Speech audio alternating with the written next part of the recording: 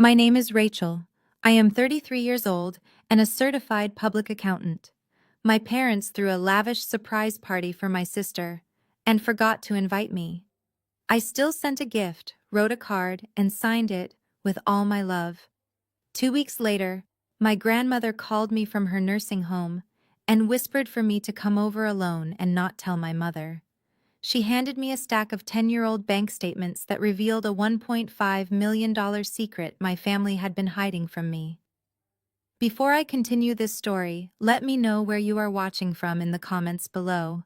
Hit like and subscribe if you have ever had to fight back against a family that treated you like you did not exist. It was a Tuesday evening, and I was sitting alone in my modest one-bedroom apartment eating leftover takeout.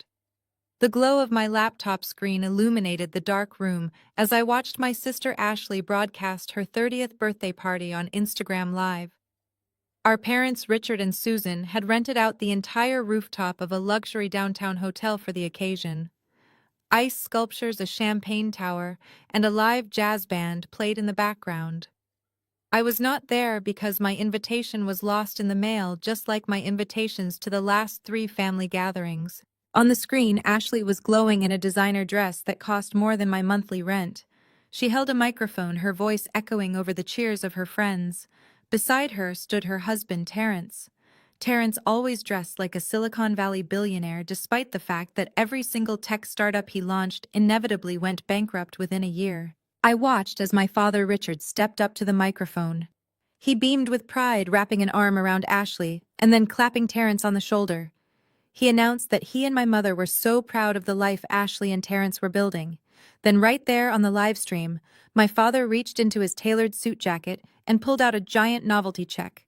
He handed it to Terrence, the camera zooming in on the bold numbers. $100,000. My father called it a seed round investment for Terrence and his new artificial intelligence venture. Terrence took the check with a massive, arrogant grin, holding it up for the crowd. Ashley took the microphone back, tears welling in her eyes. She looked directly into the camera and said she was so blessed to have such supportive parents. She raised her champagne glass and toasted to her perfect family of 4, referring to our parents, Terrence and herself. She explicitly said that it was just the 4 of them against the world. I sat there in the quiet of my apartment, listening to the crowd erupt in applause. The perfect family of 4. It was as if I had never been born. They had erased my entire existence with a single toast, standing there celebrating their wealth while completely ignoring the reality of our family obligations. My chest tightened, but I did not cry. I stopped crying over my family a long time ago. Instead, I opened the drawer of my desk and pulled out a stack of papers I had received in the mail earlier that week. They were the final past-due medical bills from our late grandfather's hospice care. My parents had promised to pay them 6 months ago. They claimed they were tight on cash and needed time to liquidate some assets. Yet here they were, handing out $100,000 on a rooftop, while the hospital threatened to send our grandfather's account to a collection agency. I picked up my phone, took a clear photo of the bright red past due notices, and opened our family group chat. The chat was flooded with heart emojis from my mother and pictures of the champagne tower. I uploaded the photo of the unpaid bills. I typed a simple, polite message. I said it looked like a wonderful party and congratulated Terrence on his new funding. I added that since they clearly had plenty of liquidity, perhaps they could finally take care of grandfather's medical debt before his estate was sued. I hit send. I leaned back and watched the live stream. Less than 10 seconds later, my mother pulled her phone out of her designer purse. I watched her face drop. The cheerful smile vanished, replaced by a deep, furious scowl. She aggressively tapped Terrence on the arm, showing him the screen. The entire mood of the VIP table shifted. My phone screen lit up on my desk. The caller ID flashed brightly with my mother's name. I let it ring. It rang a second time, then a third. I knew if I did not answer, she would just keep calling, disrupting whatever peace I had left for the evening. I took a deep breath, braced myself for the inevitable storm, and swiped to accept the call. Before I could even say hello, my mother's voice exploded through the speaker. "Are you completely out of your mind?" Susan screamed clearly, not caring who might be listening in the background of her luxurious party. "What is wrong with you, Rachel?" posting a hospital bill in the middle of your sister's 30th birthday celebration. You want to ruin this night because you are miserable. You are a bitter, jealous spinster who cannot stand to see anyone else happy. I held the phone away from my ear, staring blankly at the white wall of my living room. It is grandfather's hospice bill, Mom. It is 6 months overdue. You and Dad promised him on his deathbed that you would take care of it. Do not lecture me about promises, she snapped back, her voice dripping with venom. You are a successful tax auditor. You sit in your little office crunching numbers all day and make plenty of money. You have no husband, no children, no real expenses. You can easily pay that bill yourself. Ashley and Terrence have a family to maintain. They need the financial support to build their empire. Empire! The word almost made me laugh out loud. Terrence had never built anything in his life except a mountain of credit card debt. But to my parents, he was a visionary. I am not paying a bill that belongs to the estate, I replied, keeping my voice perfectly steady. You just gave them $100,000 for a fake company. Pay the hospital, or they will send grandfather's account to collections. You are incredibly selfish, my mother hissed. Family supports family, Rachel, but you have always been an outsider looking in. Delete that message right now and apologize to the group chat or consider yourself entirely cut off. She hung up before I could say another word. The sharp click of the disconnected call echoed in my quiet apartment. The silence that followed was suffocating. I felt the familiar sharp sting of rejection deep in my chest. It always hurt, no matter how many times they did this to me. I looked back down at the bright red past due notices scattered across my desk. The thought of my grandfather's name being dragged through a collections agency made my stomach turn. He was the only person in that family who actually cared about my education. He was the one who bought me my first scientific calculator. He was the one who encouraged me to get my certified public accountant license when everyone else said accounting was not glamorous enough.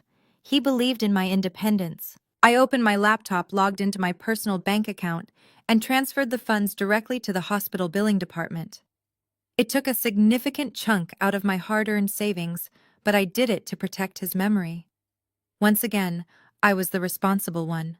I was the reliable scapegoat always expected to silently clean up the messes my family left behind while they popped champagne on a rooftop. When I woke up the next morning, I checked my phone. I had been formally removed from the family group chat. What followed was exactly 2 weeks of absolute silence. There were no text messages. There were no missed calls. There were no fake apologies. This was their standard punishment, a calculated silent treatment designed to make me feel so isolated and guilty that I would eventually crawl back and beg for their forgiveness. But I refused to break this time. I threw myself into my work at the accounting firm.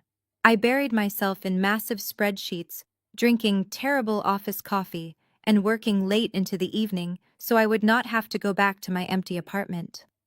I spent my days auditing corporate tax returns, finding discrepancies in balance sheets, and ignoring the hollow feeling of abandonment that lingered in my mind.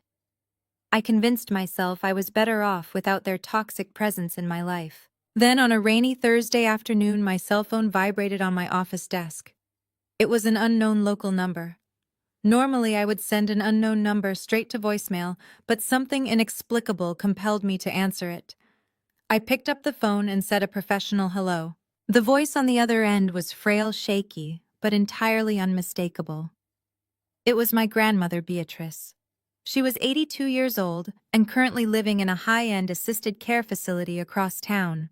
She never called me directly because my mother closely monitored all of her communication and managed her daily schedule. "Rachel," my grandmother whispered.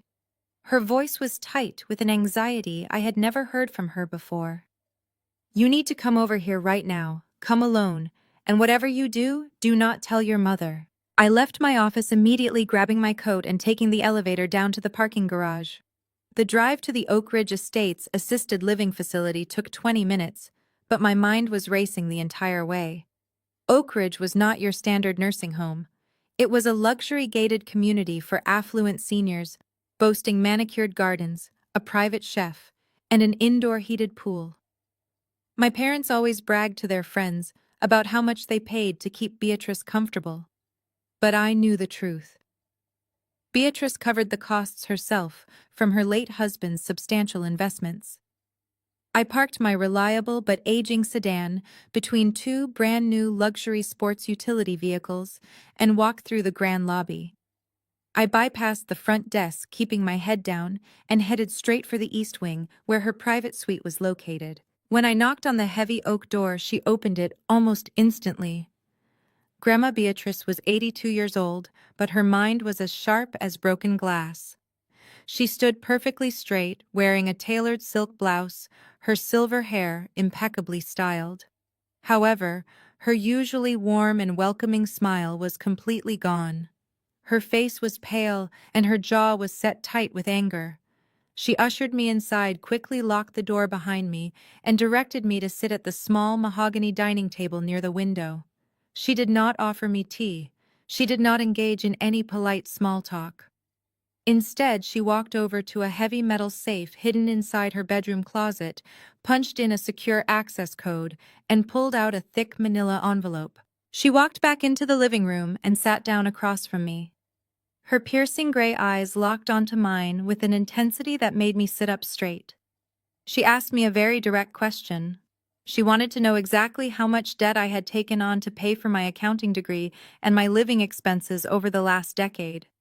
I was confused by the question, but I answered honestly. I told her I was still paying off $40,000 in student loans and that I had spent my entire 20s working two jobs just to afford a tiny apartment and my certified public accountant exams. I told her I budgeted every single dollar I earned just to stay afloat. Beatrice let out a long, heavy sigh that sounded like it carried years of regret. She placed her hands on the table and slid the thick manila envelope across the polished wood until it rested right in front of me. She told me to open it and read the first page. My hands trembled slightly as I undid the metal clasp and pulled out the contents. Inside was a massive stack of old bank statements and official legal documents dating back exactly 10 years. The letterhead belonged to one of the most prestigious wealth management firms in the state. I scanned the first heavy parchment page. It was the legal establishment of an irrevocable trust fund. I looked down at the beneficiary section. The name printed in bold black ink was mine. I looked at the initial deposit line. I stopped breathing. I stared at the number, counting the zeros twice to make sure my eyes were not playing tricks on me. $1.5 million. Beatrice leaned forward, her voice dropping to a harsh whisper. She explained that when I turned 23 and was about to graduate from college, she secretly set up this fund to ensure I would never have to struggle. She wanted me to have the financial freedom to start my own accounting firm or buy a beautiful home. She said my parents were absolutely furious when they found out she bypassed them and gave the money directly to me. I sat there paralyzed. Beatrice told me she had assumed I accessed the money years ago. My parents had convinced her that I used the entire trust to buy a house in the suburbs and invest the rest in conservative mutual funds. They told her I was too busy managing my new portfolio to visit her often. But Beatrice said when she saw my photo of the unpaid medical bills in the family group chat and heard how my mother was treating me, she knew something was deeply wrong. A millionaire does not struggle to pay a hospice bill. She called her financial advisor the very next morning and demanded the complete transaction history from my trust account. She pointed a shaking finger at the last document in the stack. I slowly turned to the final page. It was a wire transfer authorization form, completely draining the $1.5 million from the account and moving it into a joint holding account owned by my parents. At the bottom of the page on the beneficiary signature line was my name, but it was not my handwriting. I stared at the looping letters. Someone had meticulously forged my signature to steal my future, my entire adult life of struggling, the sleepless nights, the relentless financial panic. It was all a manufactured lie. I left Oak Ridge Estates with the manila envelope secured tightly in my briefcase. The initial shock that had frozen me in my grandmother's suite rapidly transformed into a cold, calculating anger. I did not drive home. I drove straight back to my accounting firm. It was past 8 in the evening and the office was completely deserted. The silence was exactly what I needed. I locked myself in my office, turned on the bright overhead fluorescent lights, and spread the 10-year-old bank statements across my large mahogany desk. I was no longer the helpless scapegoat daughter.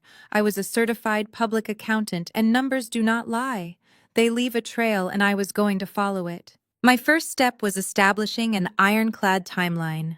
I booted up my dual monitors and opened my specialized forensic accounting software. I looked closely at the date of the primary wire transfer authorization form. It was dated October 14th, 10 years ago. I pulled out my phone and scrolled through my digital archives, accessing my old university records and travel itineraries. A dark smile crept across my face. On October 14th of that year, I was 6 weeks into my semester studying abroad in London.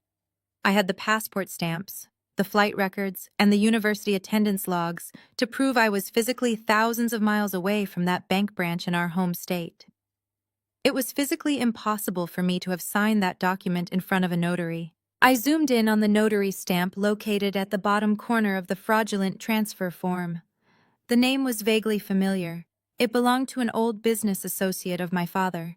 That was their first fatal mistake. They colluded with a corrupt notary public to push the paperwork through without my physical presence. But I needed to understand the exact legal mechanism they used to steal the funds. You cannot just walk into a wealth management firm and empty an irrevocable trust fund. I dug deeper into the stack of documents, scanning pages of dense legal jargon until I found the smoking gun. It was a falsified general power of attorney. The paperwork claimed that because I was out of the country and supposedly incapacitated by a severe medical emergency abroad, I had granted my parents full financial control over my assets. They used this fraudulent power of attorney to execute a specific legal loophole called trust decanting. Essentially, they argued that keeping my trust separate was financially inefficient. They convinced the bank managers to dissolve my individual trust and pour the $1.5 million into a newly created consolidated family trust. And the sole listed beneficiary of that new family trust was my sister Ashley. They had legally erased my financial existence while I was studying for my midterms across the ocean. My heart pounded against my ribs, not from panic but from the thrill of the hunt. I had the means, the motive, and the opportunity perfectly documented, but the Consolidated Family Trust was just a holding pen. The money did not stay there. I needed to see exactly where the cash was dispersed over the years. I logged into a premium financial tracking database I used for high net worth corporate audits. I manually entered the routing and account numbers from the closed family trust. The screen populated with hundreds of transaction lines. I began filtering the data, eliminating minor administrative fees, and focusing entirely on the largest capital outflows. The pattern emerged quickly, and it was sickening to witness. Less than 48 hours after my trust was dissolved, the new account started hemorrhaging cash. There was a withdrawal for $200,000 labeled as a down payment, then another for $90,000 marked as an automotive purchase. I cross-referenced the dates of these withdrawals with my sister's old social media posts. The timeline aligned perfectly with the exact month she bought her luxury mansion and her first sports car. But those purchases only accounted for a fraction of the stolen $1.5 million. There was still a massive amount of capital missing from the ledger. I sorted the database by transaction size, bringing the largest single withdrawal to the very top of the screen. My eyes locked onto a massive wire transfer executed exactly 3 years ago. It was for a staggering $800,000. I highlighted the destination routing number and ran a deep trace through the Federal Corporate Registry. The progress bar loaded slowly on my monitor. When the destination entity finally appeared, I leaned back in my chair, completely stunned by the sheer audacity of what I was looking at. The entity listed as the recipient of the $800,000 wire transfer was a real estate holding company. I quickly cross-referenced the corporate address and the primary registered agent. The agent was my father, Richard. The property held by the company was a sprawling 6-bedroom estate located in the most exclusive zip code in the city. It was the exact same mansion my sister Ashley had been living in for the past 3 years. She had always bragged that Terrence bought it for her after his software application was acquired by a larger firm. But there was no acquisition. There was no massive payout. There was only my trust fund being drained to buy my sister a life of unearned luxury. I kept digging, my fingers flying across the keyboard as I unraveled the rest of the financial web. I found two more substantial transfers, one for $95,000 and another for $110,000, routed directly to a luxury automotive dealership specializing in imported European vehicles. The dates matched perfectly with the weeks Ashley posted photos posing in front of her new sports cars on social media, claiming she was so blessed to have a husband who spoiled her. I sat back and took a sharp breath.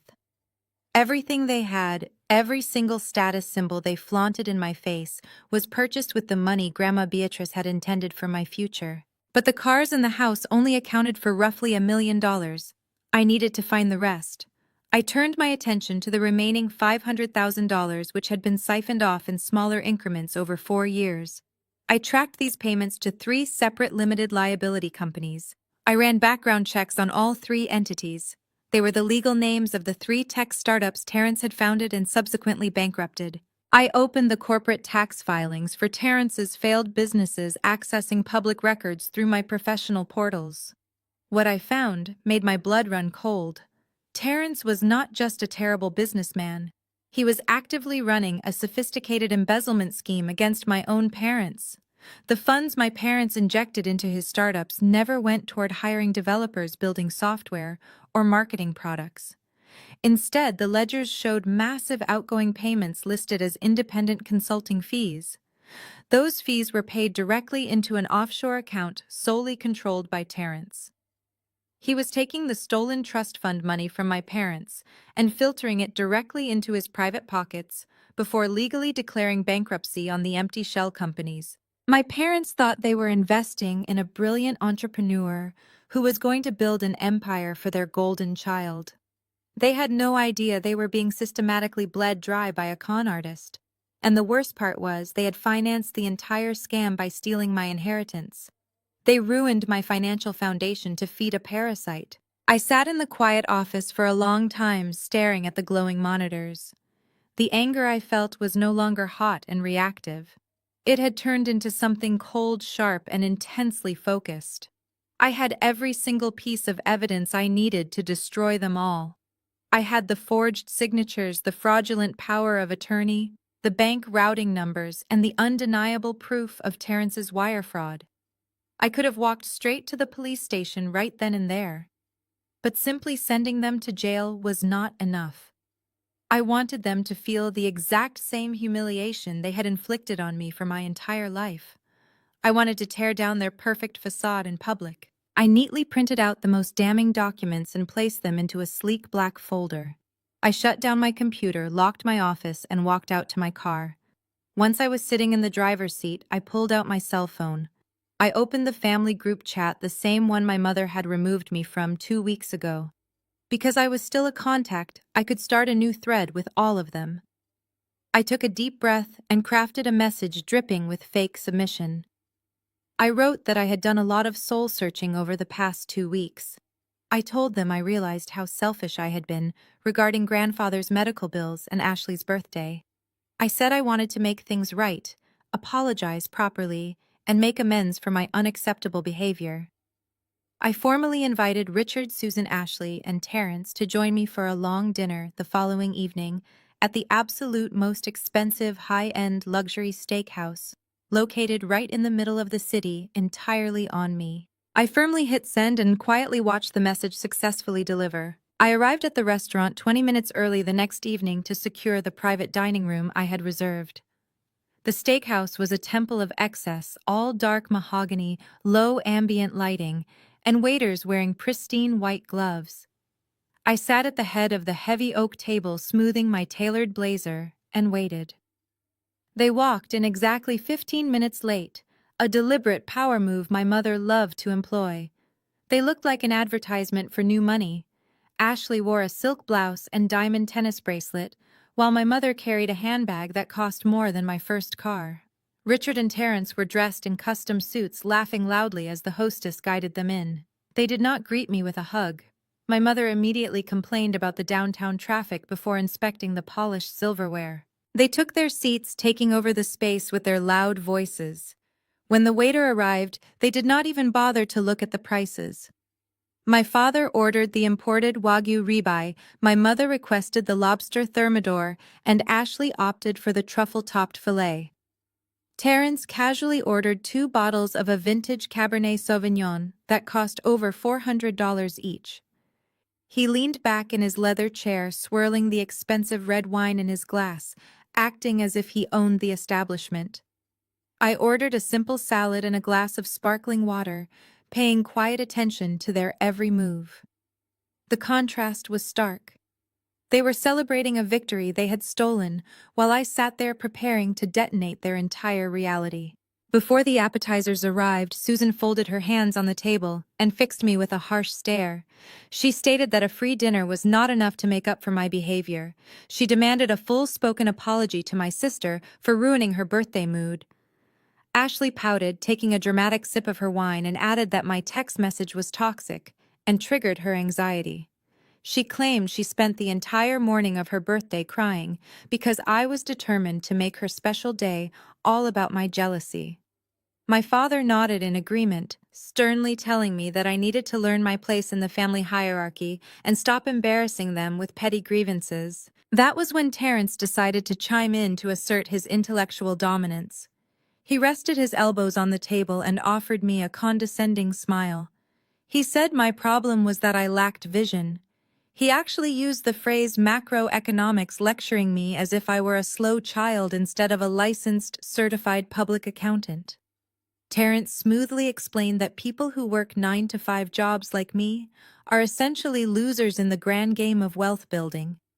He said I was stuck trading my hours for pennies, while real entrepreneurs like him understood how to leverage capital and scale massive ventures. He told me to stop worrying about medical bills and start thinking about multi-million-dollar equity.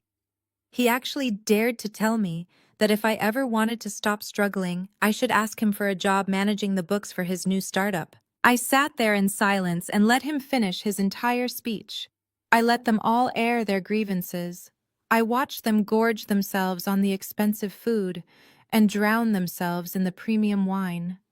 I did not interrupt, I did not cry, and I did not defend myself.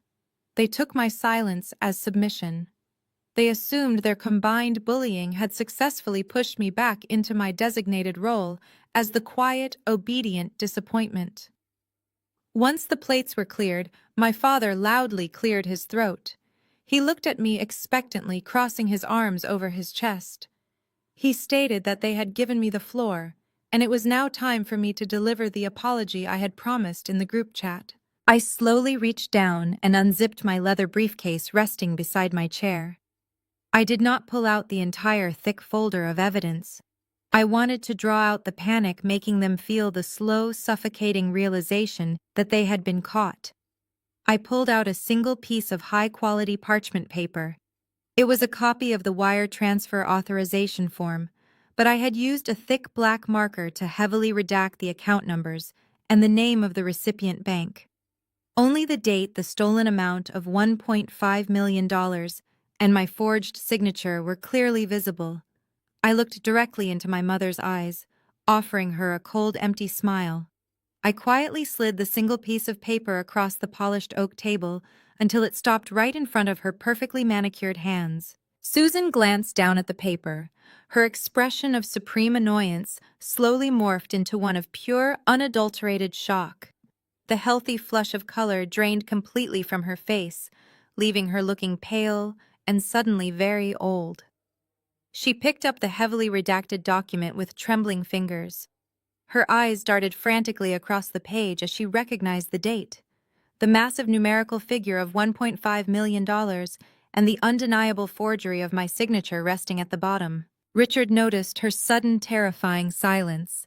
He snatched the heavy parchment from her hands, his brow furrowing in deep confusion, before his eyes widened in stark realization. Ashley and Terrence leaned in closely to look over his shoulder. Within seconds, the arrogant energy that had dominated our table evaporated entirely, replaced by a thick, suffocating tension. I sat perfectly still and waited for the apologies. I waited for the shame, the guilt, or even a simple panicked explanation. But I had fundamentally misunderstood the depth of their entitlement. They were not sorry they stole from me. They were only angry that I had the nerve to catch them. Instead of apologizing, my father crumpled the piece of paper in his fist and slammed his hand down on the heavy oak table with terrifying force. The expensive crystal wine glasses rattled violently, spilling dark red Cabernet onto the pristine white tablecloth. The loud crash drew the immediate attention of nearby diners. But my father did not care. His face flushed a dark, furious shade of red. He leaned halfway across the table and pointed a thick, accusing finger right at my face. He did not even try to deny what they did. Instead, he screamed that I was an ungrateful child who owed them every single penny of that trust fund. He aggressively listed everything they had ever provided for me. He yelled about the roof over my head when I was a teenager, the food on my plate, and the basic clothing on my back. According to his deeply twisted logic, stealing my grandmother's money was simply collecting a retroactive tax for the immense burden of raising me. He stated aggressively that the wealth belonged to the family collective, and as the patriarch, he had the unquestionable right to distribute it however he saw fit. My mother quickly recovered from her initial shock and eagerly jumped to his defense. She slapped her hand on the table, her voice sharp and wildly defensive. She told me to stop playing the eternal victim. She shamelessly justified the massive theft by claiming that Ashley simply needed the financial resources much more than I ever would. Susan argued passionately that Ashley was building a significant life, maintaining a high-profile marriage, and upholding our family image in elite social circles. She looked me up and down with profound disgust, stating that I was just a single woman living in a cheap apartment with absolutely no social standing to protect. She actually had the sheer audacity to tell me I should be proud that my inheritance bought my sister a beautiful home. Ashley sat back in her plush leather chair, crossing her arms tightly and nodding in full agreement. She did not look guilty at all. She looked deeply annoyed that I had the audacity to bring up such a depressing topic. Then Terrence leaned forward completely, dropping his fake facade of the cultured intellectual. His eyes narrowed into dangerous slits and his tone turned viciously threatening. He told me to listen very closely. He bragged about his powerful connections in the corporate business world and his ruthless legal team. He explicitly threatened to completely ruin my professional life if I ever breathed a word of this to anyone outside that room. Terrence promised to file formal, devastating complaints with the state accounting board, claiming I was financially abusing my elderly grandmother and attempting to extort my parents for cash. He said he would drag my professional reputation through the mud until my certified public accountant license was permanently revoked. He smiled a nasty, triumphant smile, commanding me to take my little piece of paper, go back to my boring life, and never bring this up again. I looked at each of them, my father shaking with rage, my mother dripping with self-righteous justification, my sister utterly indifferent to my pain, and Terrence a parasite, threatening to destroy the career I built with my bare hands. I calmly reached out, picked up the crumpled parchment, and slipped it safely back into my briefcase. I stood up and smoothed the wrinkles from my tailored blazer. Right on cue, our waiter nervously approached and placed the black leather check presenter right in the center. The bill for their extravagant steaks and vintage wine was over $1,200. I looked down at Terrence. I told him he should probably use some of that impressive macroeconomic leverage to pay for dinner because I was not leaving a single cent. Then I looked directly at my parents. I promised them in a voice so quiet and cold, it actually made my mother flinch, that the trust fund was only the very beginning. I told them I was not nearly done looking into their financial history. I turned my back on them and walked out of the elegant restaurant, leaving them to deal with the massive bill and the terrifying realization that they had finally pushed the wrong daughter too far. The crisp night air felt amazing as I walked to my car after leaving them at the restaurant. I drove home feeling a strange, profound sense of peace. I fully expected my phone to blow up with angry text messages or vicious legal threats from my father, but my screen remained completely dark. For 3 entire days, there was a deceptive, heavy quiet. I knew exactly what they were doing. They were scrambling. They were frantically calling their lawyers, running damage control, and trying to figure out exactly how much I actually knew and how much damage I could legally inflict on their perfect lives. I let them sweat. I went to work, drank my office coffee, and waited for their inevitable next move. The move came on a Tuesday afternoon in the form of a long text message from my mother. It was an absolute masterclass in emotional manipulation. Susan wrote that emotions had run high at the restaurant and that families should never fight over money. She claimed she and my father had spent the last few days reflecting on their past actions and genuinely wanted to make things right. She formally invited me to our traditional Thanksgiving dinner at their sprawling estate, promising that we could sit down like mature adults and work things out as a family. She even added a little note saying Grandma Beatrice would be there, which I knew was a blatant lie designed to lower my defenses. I stared at the text message on my phone and almost laughed out loud in my office. Work things out as a family was Susan's code phrase for cornering me in a private room, overwhelming me with guilt, and forcing me to sign an ironclad non-disclosure agreement. They were terrified of the truth getting out. They knew I had the ultimate leverage, and Thanksgiving was simply the stage they had chosen to execute their legal damage control. They probably thought they could buy my permanent silence with a tiny fraction of what they originally stole from me. I typed a brief, polite reply accepting the dinner invitation. I decided to let them think I was falling for their trap because I needed them all gathered in one single place. I had exactly 3 weeks until the Thanksgiving holiday. I did not spend that precious time picking out a recipe for a side dish or shopping for a new dress. I spent every single waking hour outside of my regular corporate job conducting a relentless forensic deep dive into Terrence and his current financial endeavors. I already knew he had successfully bankrupted 3 previous shell companies using my stolen trust fund money. But I was incredibly curious about his newest venture, the artificial intelligence startup my parents had just funded with a $100,000 check at Ashley's birthday party. I pulled the public corporate registration for his new limited liability company. It was registered in Delaware, a classic amateur move to obscure ownership, but Terrence was always sloppy with his paperwork. He used the exact same registered agent he always used for his previous failures. I accessed my premium audit software and began tracing the capital flow of his current operating accounts. It was even worse than his previous scams. The business had 0 actual employees, no registered patents, and absolutely no software infrastructure. It was just a hollow bank account designed to receive my parents' cash. I zeroed in on that recent $100,000 deposit. I wanted to see exactly how quickly Terrence was bleeding my family dry this time around.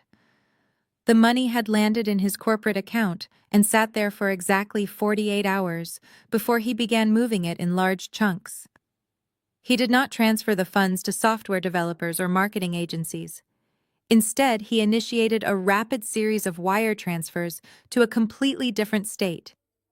Using a combination of routing traces and public social media cross-referencing, I followed his digital footprints straight to Miami. What I found made me shake my head in pure disgust. Terrence had wired $80,000 to a private consulting firm. I looked up the firm's registered proprietor. It was not an artificial intelligence expert. It was a 22-year-old Instagram model living in a luxury beachfront condominium. Terrence was using the stolen family funds to finance a secret double life, completely betraying Ashley, while simultaneously stealing from my parents. He was the ultimate parasite, and they were blindly funding his blatant infidelity. Thanksgiving morning arrived with cold, gray skies. I sat at the small desk in my apartment, staring at the final compilation of documents on my laptop screen. I had bank statements, wire transfer receipts, corporate registration forms, and glaring screenshots of the Miami model's extravagant lifestyle that directly correlated with Terrence's massive cash withdrawals. I organized everything into a highly incriminating financial dossier. It was indisputable proof that their golden boy was a complete fraud. I reached over to my desktop printer and hit the print button. I listened to the rhythmic hum of the machine as it spat out page after page of undeniable ruin. I carefully placed the warm sheets of paper into a crisp manila folder. I had just a few hours before dinner, and I was ready to carve more than just the turkey. I pulled my car up the long winding driveway of my parents' sprawling estate right as the sun began to set. The exterior of the house was aggressively decorated for autumn, featuring hundreds of imported heirloom pumpkins and elaborate floral arches that probably cost more than my monthly grocery budget. Walking up the pristine stone steps, I felt a familiar knot forming in my stomach, but I pushed it down. I clutched my leather tote bag tightly against my side. Inside that bag rested the crisp manila folder containing my financial dossier. I rang the doorbell and waited. A uniformed caterer opened the heavy oak door. My mother had not even bothered to cook. She hired a private chef and a full catering staff for a family dinner of 5 people. I stepped into the grand foyer, instantly overwhelmed by the smell of roasted sage, expensive perfume, and burning hickory from the massive stone fireplace. I looked at the crystal chandeliers, the imported marble floors, and the custom velvet furniture. Every single item in this house was a physical manifestation of my stolen trust fund. I was literally walking inside the hollowed-out shell of my own financial future. Susan hurried out of the formal dining room holding a crystal glass of champagne. She wore a bright, incredibly fake smile that did not quite reach her cold eyes. She reached out and gave me a stiff, one-armed hug, loudly proclaiming how happy she was that I decided to be the bigger person and join them. Ashley was lounging on the plush living room sofa, wearing an oversized cashmere sweater and tapping away on her phone. Terrence stood near the fireplace, nursing a glass of dark amber bourbon. Nobody offered me a drink. Nobody asked how my drive was. The tension in the air was so thick it felt difficult to breathe. I walked into the living room and took a seat on a single leather armchair, deliberately positioning myself with a clear view of the entire room. Before I could even settle in or ask what time dinner was being served, my father marched into the room. Richard did not have a drink in his hand. Instead, he carried a thick stack of stapled legal papers. He did not say hello. He did not wish me a happy Thanksgiving. He walked straight over to me and dropped the heavy stack of documents right onto my lap. I looked down at the bold black text on the front page. It was a commercial loan application. I glanced up at my father, keeping my expression perfectly neutral. I asked him what exactly I was looking at. Richard crossed his arms and looked down his nose at me. He stated that since I had caused such a massive unnecessary disruption at the steakhouse, it was time for me to prove my loyalty to the family. He explained that Terrence was on the verge of securing a massive breakthrough for his new artificial intelligence company, but he needed a temporary bridge loan to cover immediate operational costs. The bank was fully ready to approve a $500,000 line of credit, but Terrence had too much personal debt tied up in his previous ventures. They needed a cosigner. They needed someone with a flawless credit history and a verifiable high-income certified public accountant's salary to legally guarantee the $500,000. They needed me. I stared at him in complete disbelief. Not only had they stolen $1.5 million from me, but they were now demanding I legally chain myself to a $500,000 anchor for a man who was using corporate funds to finance an Instagram model in Miami.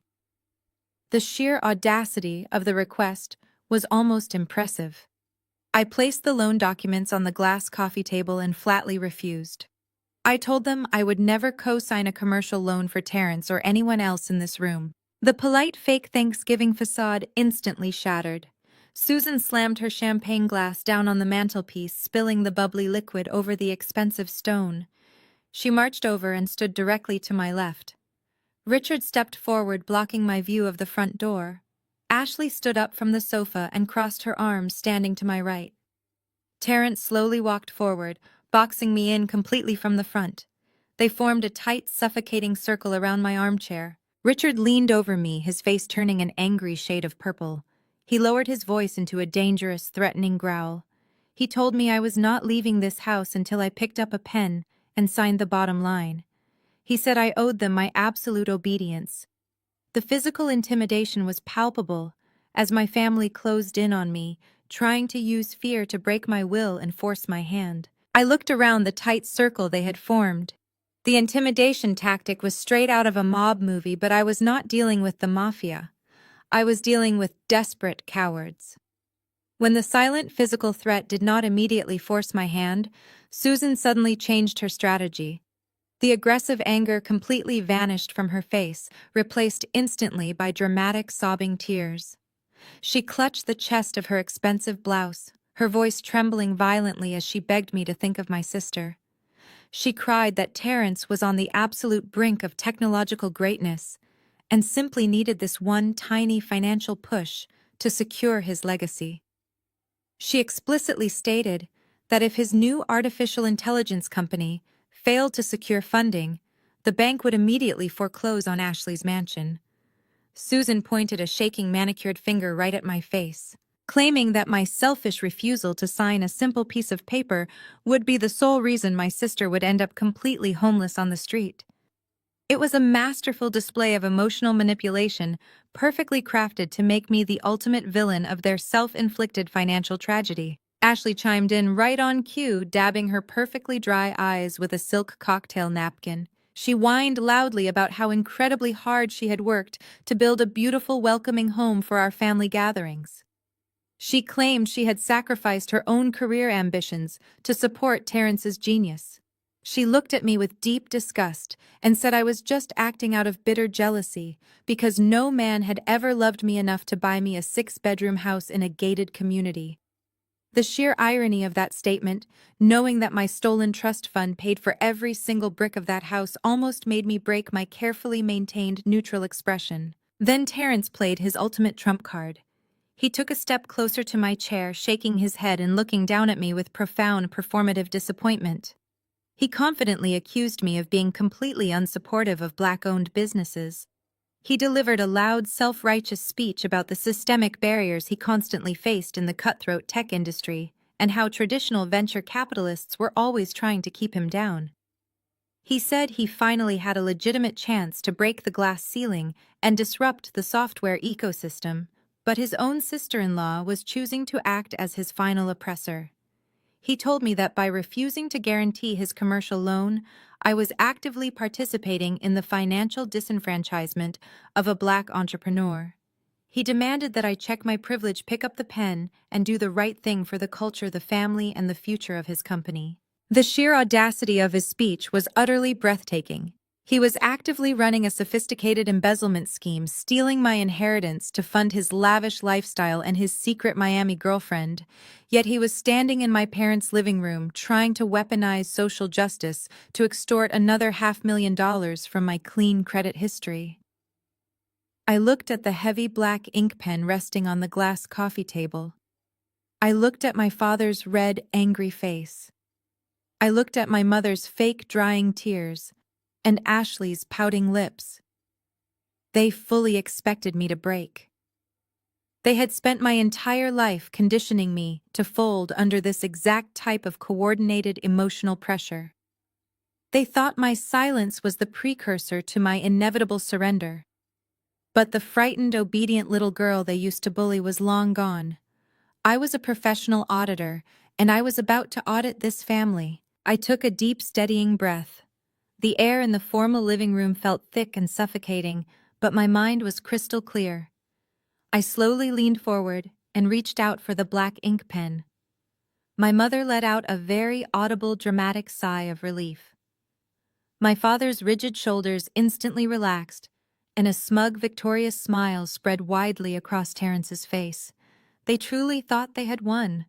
They thought the Thanksgiving pressure cooker had successfully melted my resolve and secured their fraudulent loan. Instead of signing this commercial loan document, I used the side of the pen to forcefully push the thick stack of legal papers right off the edge of the glass table.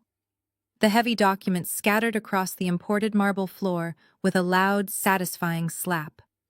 The room went completely silent. The smug smiles instantly vanished from their faces, replaced by genuine shock. I calmly stood up from the leather armchair, breaking their intimidating circle by stepping right into Terrence's personal space. I reached down and unzipped my leather tote bag. I reached inside and firmly grasped the crisp manila folder containing the devastating financial dossier I had printed that morning. I pulled it out, holding the damning evidence right in front of Terrence's chest. I looked him dead in the eyes, refusing to blink, ready to completely obliterate his fake empire and expose every single lie he had ever told. I looked Terrence dead in the eyes and flipped open the heavy cover of the manila folder. I did not raise my voice. I spoke with the calm, measured tone of a professional auditor presenting a final financial report. I told him that I found his impassioned pitch for the artificial intelligence bridge loan absolutely fascinating, especially considering how he had just spent his most recent round of seed funding. Richard took an aggressive step forward, demanding to know what nonsense I was talking about. I completely ignored my father and kept my eyes locked on Terrence. I reached into the folder and pulled out the first official bank statement. I read the account numbers and the routing details out loud, enunciating every single digit, ensuring everyone in the room recognized the specific corporate account they had just deposited $100,000 into at Ashley's birthday party 2 weeks ago. I watched the smug, arrogant confidence completely drain from Terrence's face. He reached out to grab the paper, his hand suddenly trembling, but I quickly stepped back out of his reach. I continued reading from the ledger. I stated that exactly 48 hours after the extravagant rooftop celebration, Terrence initiated a massive expedited wire transfer. It was not utilized for secure server space software engineers or technology patent lawyers. It was an $80,000 outgoing wire marked specifically as a specialized consulting fee. Ashley let out a forced nervous laugh from the sofa, desperately trying to maintain the illusion of her perfect life. She said Terrence had recently hired a boutique marketing firm in Florida to handle the upcoming brand launch, and that I simply did not understand high-level corporate operations. I turned to my sister, pulling out the second sheet of paper from my dossier. I told her the boutique marketing firm was actually a single limited liability company registered to a 22-year-old Instagram model living in Miami. Then I pulled out the high-resolution screenshots I had printed that morning. They were glossy photos taken directly from the model's public social media account. I dropped the photographs onto the glass coffee table right on top of the scattered commercial loan documents they had just tried to force me to sign. The images were glaringly undeniable. There was a photo of the young model posing on the deck of a luxury yacht in South Beach, wearing a massive diamond necklace posted the exact same afternoon the $80,000 wire transfer cleared the bank. Even worse, there was a second photo of her dining at a five-star waterfront restaurant.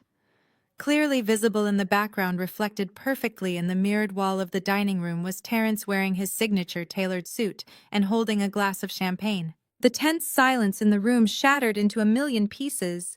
Terrence began to stammer uncontrollably. He held his hands up in a defensive posture, taking a slow step toward Ashley, desperately trying to construct a believable lie on the spot. He babbled incoherently about corporate retreats, digital networking events, and how the photographs were completely taken out of context. He frantically claimed the woman was just a hired influencer executing a guerrilla marketing campaign for his tech brand.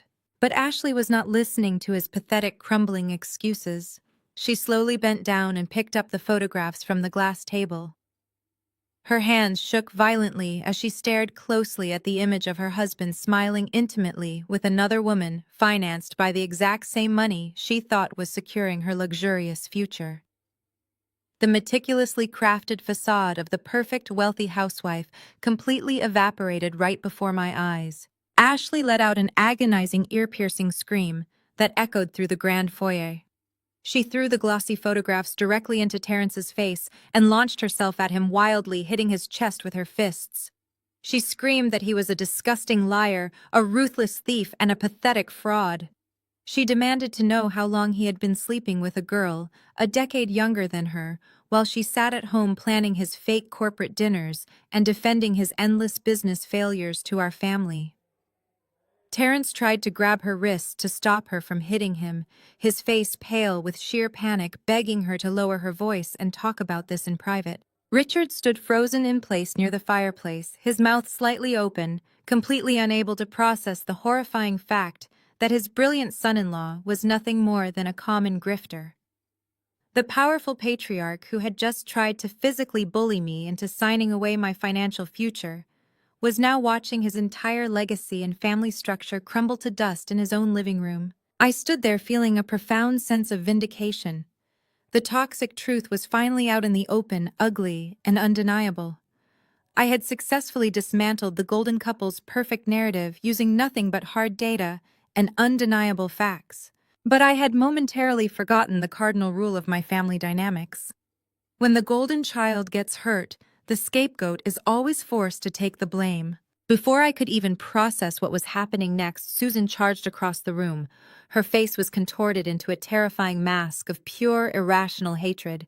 She did not yell at Terrence for cheating on her beloved daughter. She did not scream at him for stealing their money or lying to their faces. Instead, she lunged directly at me.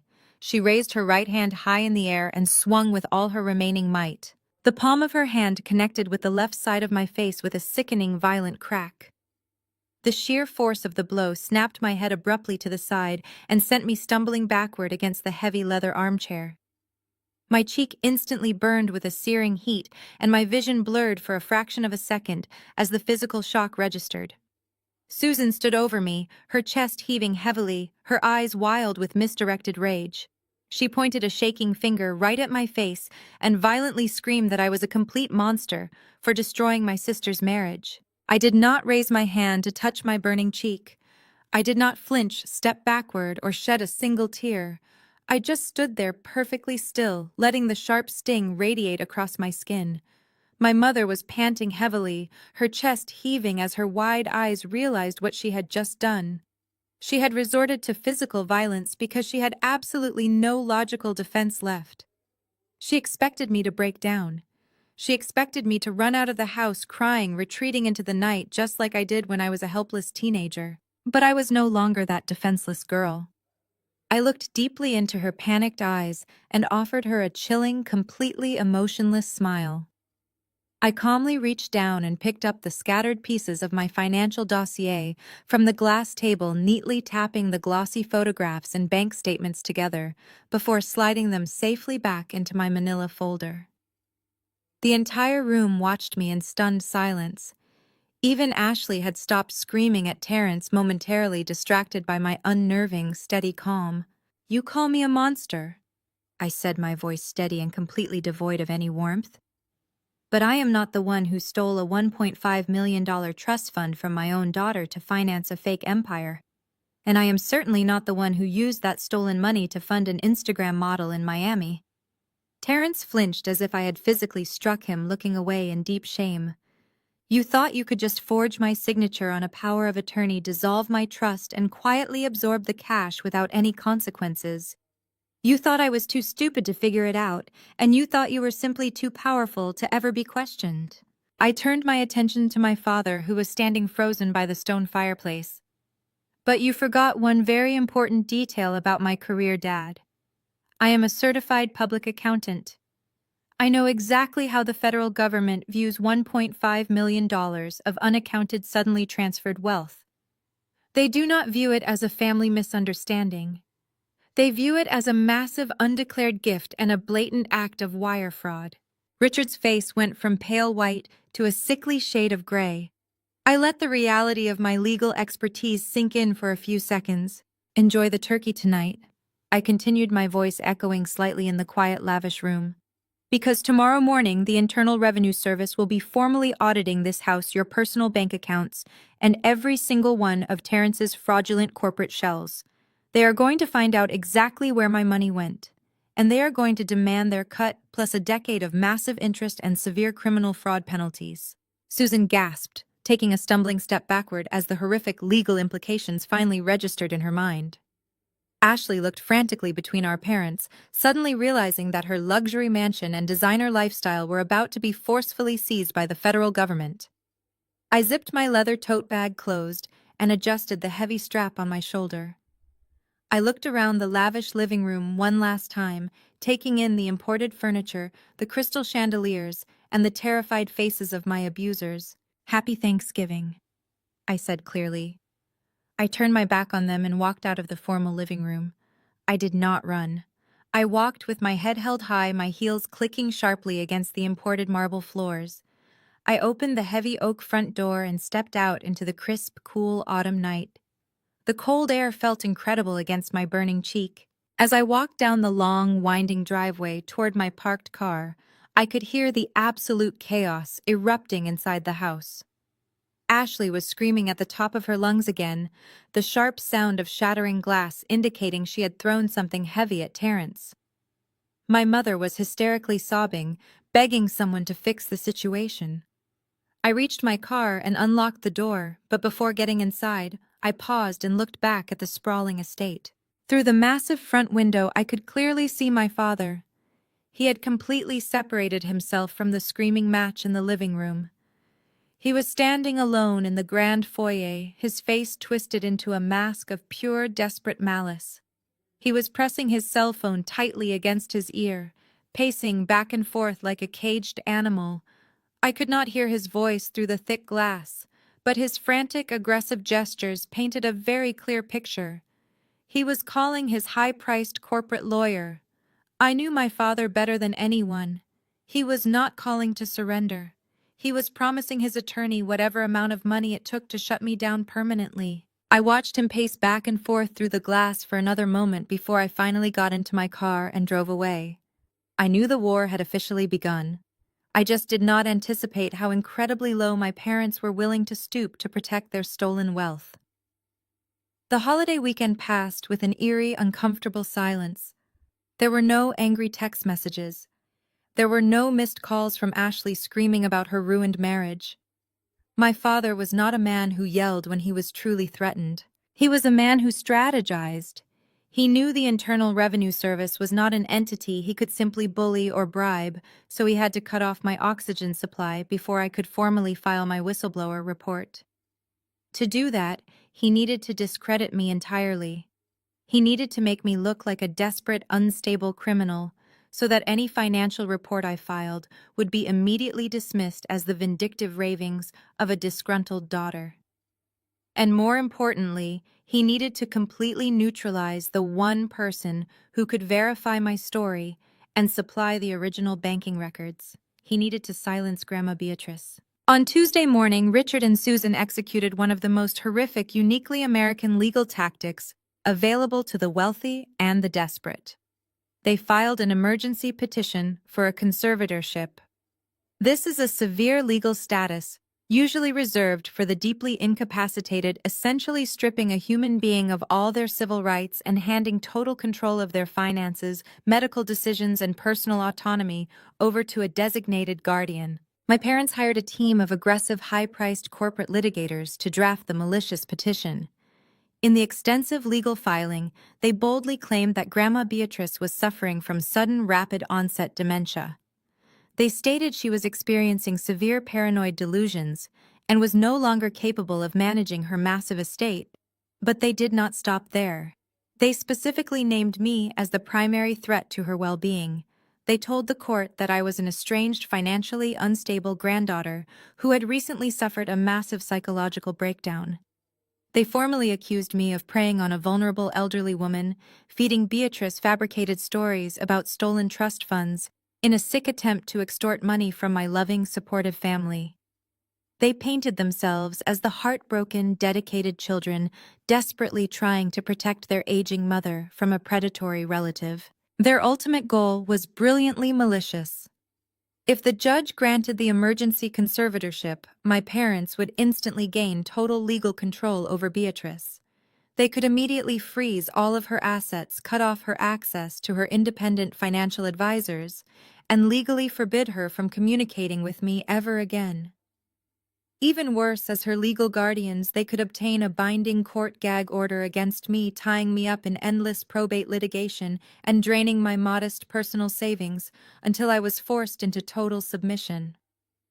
It was a highly calculated, devastating strike specifically designed to bury the undeniable truth under a massive mountain of expensive legal paperwork. I was entirely unaware of this sinister legal maneuvering as I sat at my desk on Wednesday afternoon. I was taking a quiet lunch break, drinking a cup of stale break room coffee, and finalizing the digital financial files I planned to hand over to the federal tax authorities by the very end of the week. My desk was neatly organized, my audit spreadsheets were perfectly cross-referenced, and I was actually feeling a profound sense of closure. I felt confident that my evidence was absolutely bulletproof. Suddenly, the heavy glass door to the accounting firm swung open. My receptionist pointed a tall, broad-shouldered man in a plain gray suit directly toward my private office. He did not look like a corporate client. He did not carry a briefcase or wear a friendly smile. He carried a thick, heavily sealed manila envelope. He walked right up to my desk, looked down at a small leather notepad in his hand, and asked in a flat, monotone voice if my name was Rachel. I stood up from my ergonomic chair, smoothing the front of my professional skirt, and gave him a polite nod. I said, "Yes, I am Rachel." He did not offer his hand to shake. He did not introduce himself or explain his presence. He simply reached across my desk, firmly, handed me the heavy manila envelope, stated loudly that I had been formally served, and immediately turned around to walk out of the office. I stared at the thick official court documents resting on top of my neat financial spreadsheets. A cold shiver ran down my spine as I picked up the heavy paper, suddenly realizing that my father had just brought a legal wrecking ball. I opened the thick manila envelope and spread the legal documents across my mahogany desk. The bold black letters at the top of the page read, "Emergency petition for appointment of conservator." As I read the sworn affidavits, my stomach churned with disgust. My father and mother had actually signed under penalty of perjury that Grandma Beatrice was mentally incompetent. They had hired a notoriously aggressive corporate doctor who had never even met my grandmother to sign a preliminary medical opinion based entirely on my parents' fabricated descriptions of her behavior. They claimed she was paranoid and suffering from acute financial delusions implanted by me. The second half of the petition was a direct character assassination aimed squarely at my professional integrity.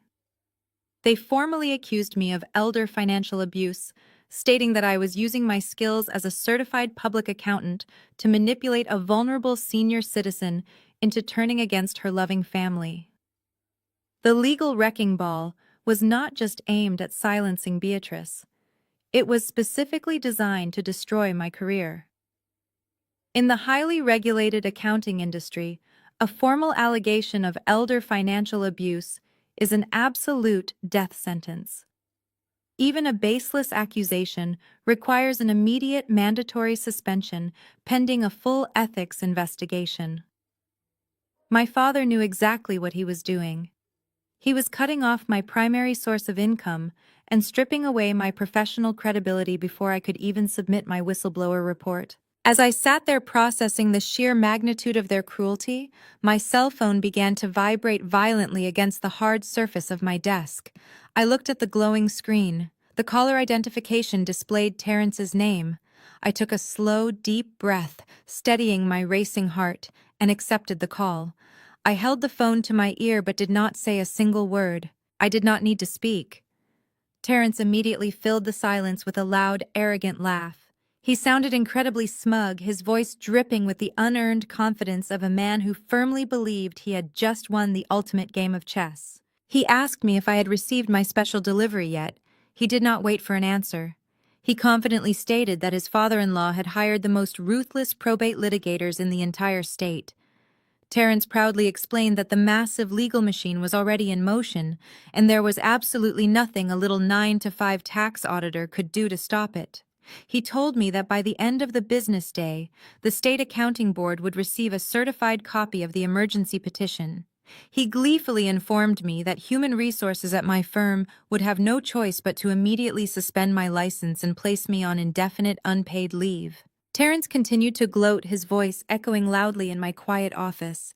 He mocked my dedication to my career, laughing at the fact that I had spent my entire 20s working hard and playing by the rules, only to lose it all because I dared to challenge my betters. He told me that justice does not belong to the person who is morally right. Justice belongs to the person who can afford the most expensive lawyers. He bragged that my parents were prepared to spend hundreds of thousands of dollars to keep me tied up in frivolous probate litigation until I was bankrupt and living on the street. Then his tone shifted from mocking to menacing. He laid out their final ultimatum. Terrence demanded that I immediately write a formal letter retracting all of my claims about the stolen trust fund and the artificial intelligence startup. He instructed me to sign a comprehensive non-disclosure agreement and legally surrender all future rights to Grandma Beatrice's estate.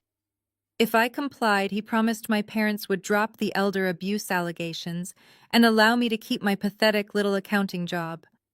If I refused, he swore they would completely destroy my life and make sure I never worked in the financial sector again. He paused, waiting for my response.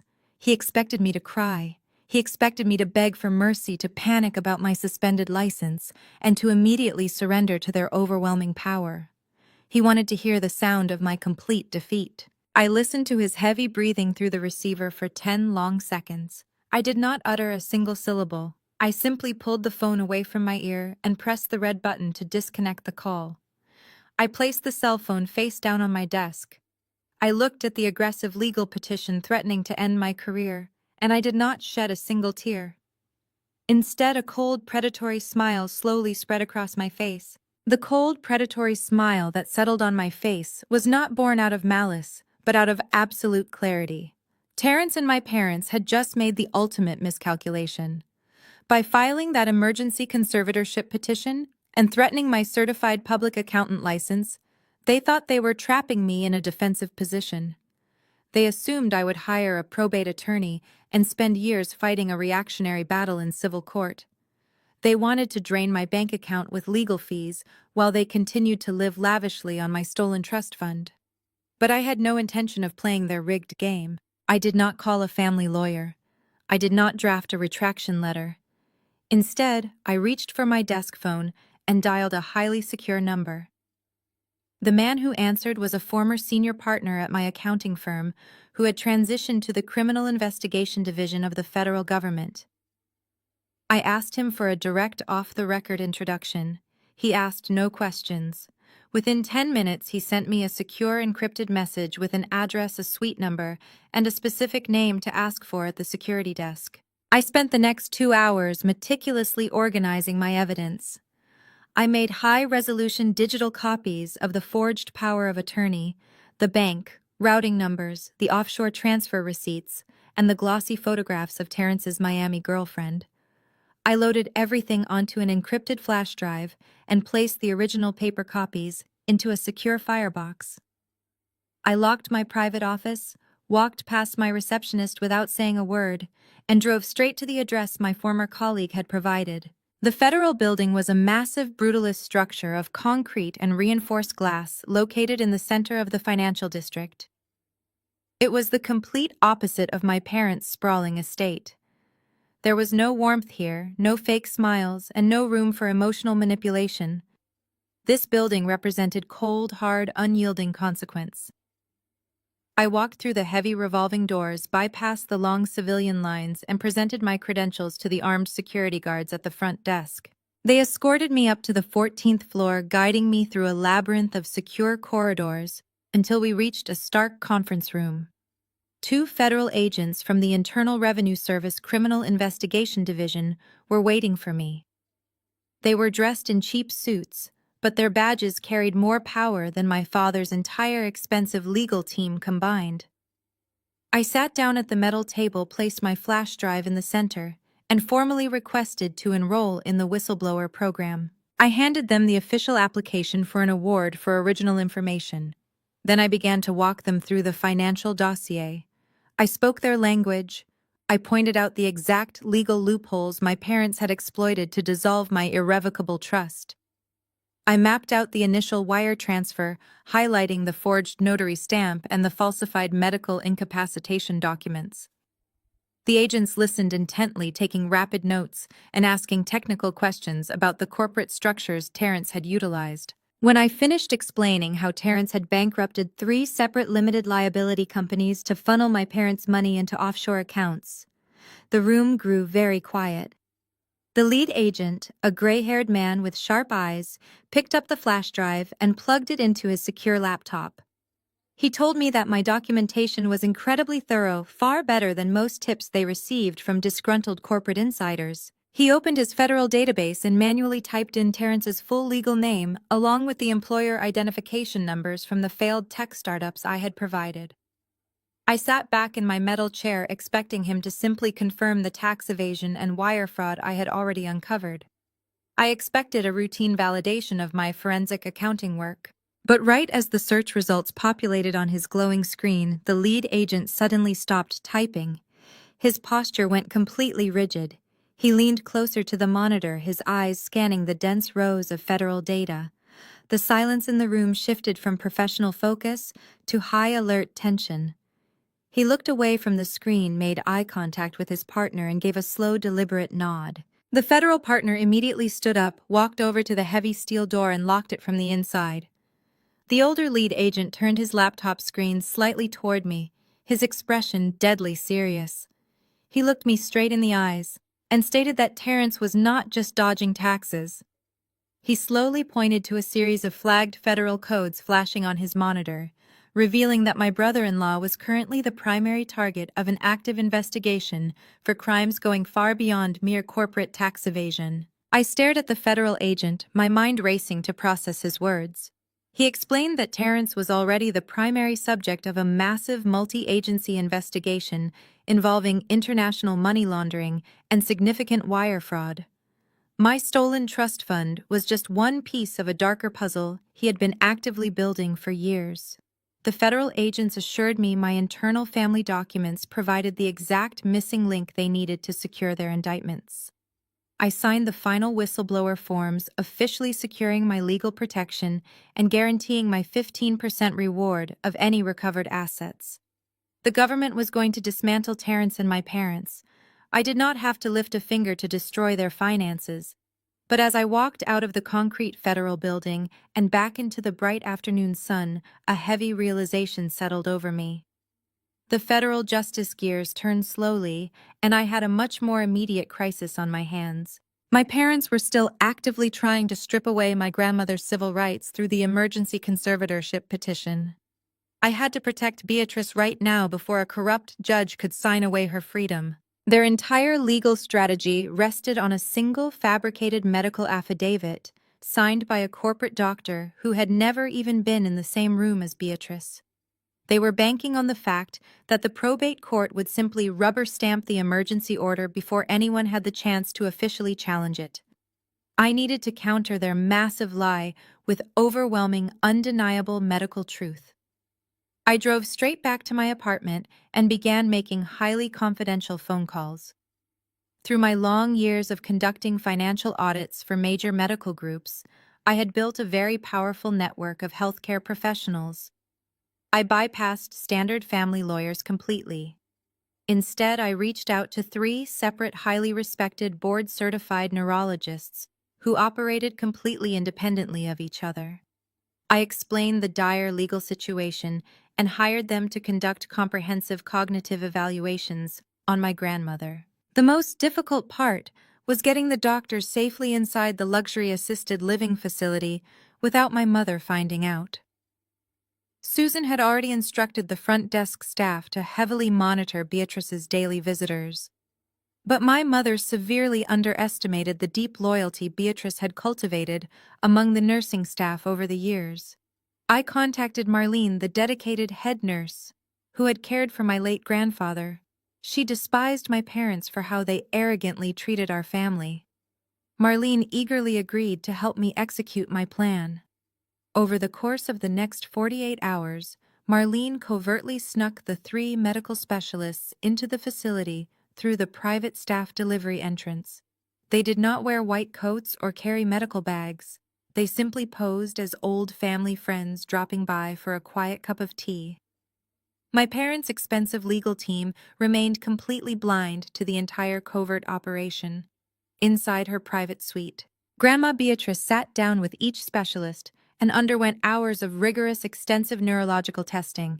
They tested her short-term memory, her spatial reasoning, her complex financial literacy, and her overall psychological stability. Beatrice did not just pass the medical examinations, she absolutely demolished them. She accurately recited complex historical timelines, performed rapid mental mathematics, and casually explained the intricate details of her multi-million-dollar investment portfolios to the completely stunned doctors.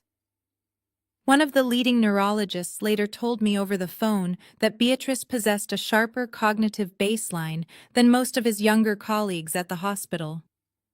She was fully aware of her surroundings, completely in control of her faculties, and deeply disgusted by her children's malicious actions. The doctors were outraged when they read the fabricated medical affidavit my parents had submitted to the civil court. They immediately agreed to expedite their formal medical reports to help me fight the petition. On the crisp morning before the scheduled mediation hearing, I sat at my kitchen counter drinking a cup of black coffee. A private legal courier knocked firmly on my apartment door. He handed me a thick, heavy package secured with bright red tamper-evident tape. I carried the package to my dining table and carefully sliced it open. Inside were 3 separate, formally sealed and legally certified medical documents from the absolute top neurological experts in the state. They provided irrefutable, scientifically backed proof of Beatrice's perfect sanity and absolute mental competence. I ran my fingers over the raised notary seals, feeling a massive surge of pure adrenaline. My father genuinely thought he had cornered me with his expensive lawyers and his vicious lies. He had no idea I was about to walk into that mediation room carrying a loaded legal weapon. I sat at my dining table tracing the embossed notary seals on the medical reports when my phone buzzed with a social media alert. I had created a burner account months ago specifically to keep an eye on Ashley and her public profiles. She had just posted a long, incredibly self-righteous video on her Instagram story. She was sitting in her luxury kitchen wearing minimal makeup and an oversized sweater to look intentionally stressed but relatable to her audience. She spoke directly into the camera, dramatically wiping away a single fake tear from her cheek. She delivered a highly rehearsed emotional speech about the heavy burden of protecting vulnerable family members from greedy, toxic people who only care about money. She vaguely referenced a heartbreaking family crisis involving elder abuse, carefully framing herself and my parents as the heroic saviors stepping in to rescue our declining grandmother from a predatory relative. She talked about how difficult it was to make hard legal decisions, but claimed she was doing it entirely out of pure love. The comment section was immediately flooded with sympathy prayers and praise from her wealthy friends and gullible followers. She was actively building a false public narrative to justify the upcoming theft of Beatrice and her $10 million estate. Meanwhile, my parents were already celebrating their perceived legal victory in the real world. I received a forwarded email from a mutual family acquaintance who had mistakenly included my personal address on a country club mailing list. The email detailed a massive private dinner reservation my father had booked for the upcoming weekend. The memo attached to the reservation explicitly stated it was a celebration for securing a major family asset and finalizing a long-term estate plan. Richard and Susan firmly believed they had completely outsmarted the legal system. They thought the fabricated medical affidavit they bought from their corrupt corporate doctor was an invincible shield. In their arrogant minds, the emergency conservatorship was already a completed transaction. They were not just trying to silence my whistleblower threats. They were actively preparing to liquidate my grandmother's massive investment portfolios and absorb her entire $10 million net worth into their own bank accounts. They had spent my $1.5 million trust fund, and now they were moving on to the main prize. Terrence was equally delusional. Despite the fact that federal agents were actively preparing to raid his fraudulent corporate shells and dig into his offshore accounts, he was still posting pictures of expensive watches and custom-tailored suits. He genuinely believed that my parents' wealth and their aggressive probate lawyers had successfully checkmated me. He thought I was cowering in my small apartment, completely paralyzed by the fear of losing my certified public accountant license. They were all living in a shared hallucination of absolute power and total immunity. They thought the rules did not apply to them, because they had enough money to rewrite reality. I spent the rest of the weekend in complete and utter silence. I did not engage with Ashley and her passive-aggressive social media posts. I did not contact my parents to beg for mercy or negotiate a settlement to save my career. I simply prepared for the execution. I ironed my sharpest professional charcoal suit. I organized the 3 certified neurological evaluations into a pristine leather portfolio, placing them right alongside the federal whistleblower enrollment documents and the undeniable proof of Terrence committing wire fraud. I went to bed early every single night, sleeping with the deep, peaceful rest of a woman who knows she holds the absolute winning hand. The morning of the mediation hearing arrived with a cold, biting wind. I woke up at exactly 5 in the morning. I drank a single cup of black coffee, put on my tailored suit, and pulled my hair back into a severe professional style. I looked at myself in the bathroom mirror. There was no trace of the scared, scapegoated daughter who used to cry in her childhood bedroom. The woman looking back at me was cold, calculated, and ready to dismantle her abusers. I picked up my leather briefcase, feeling the reassuring, heavy weight of the certified documents inside. I drove downtown toward the luxury high-rise building where my parents' legal team had rented a private, expensive mediation suite.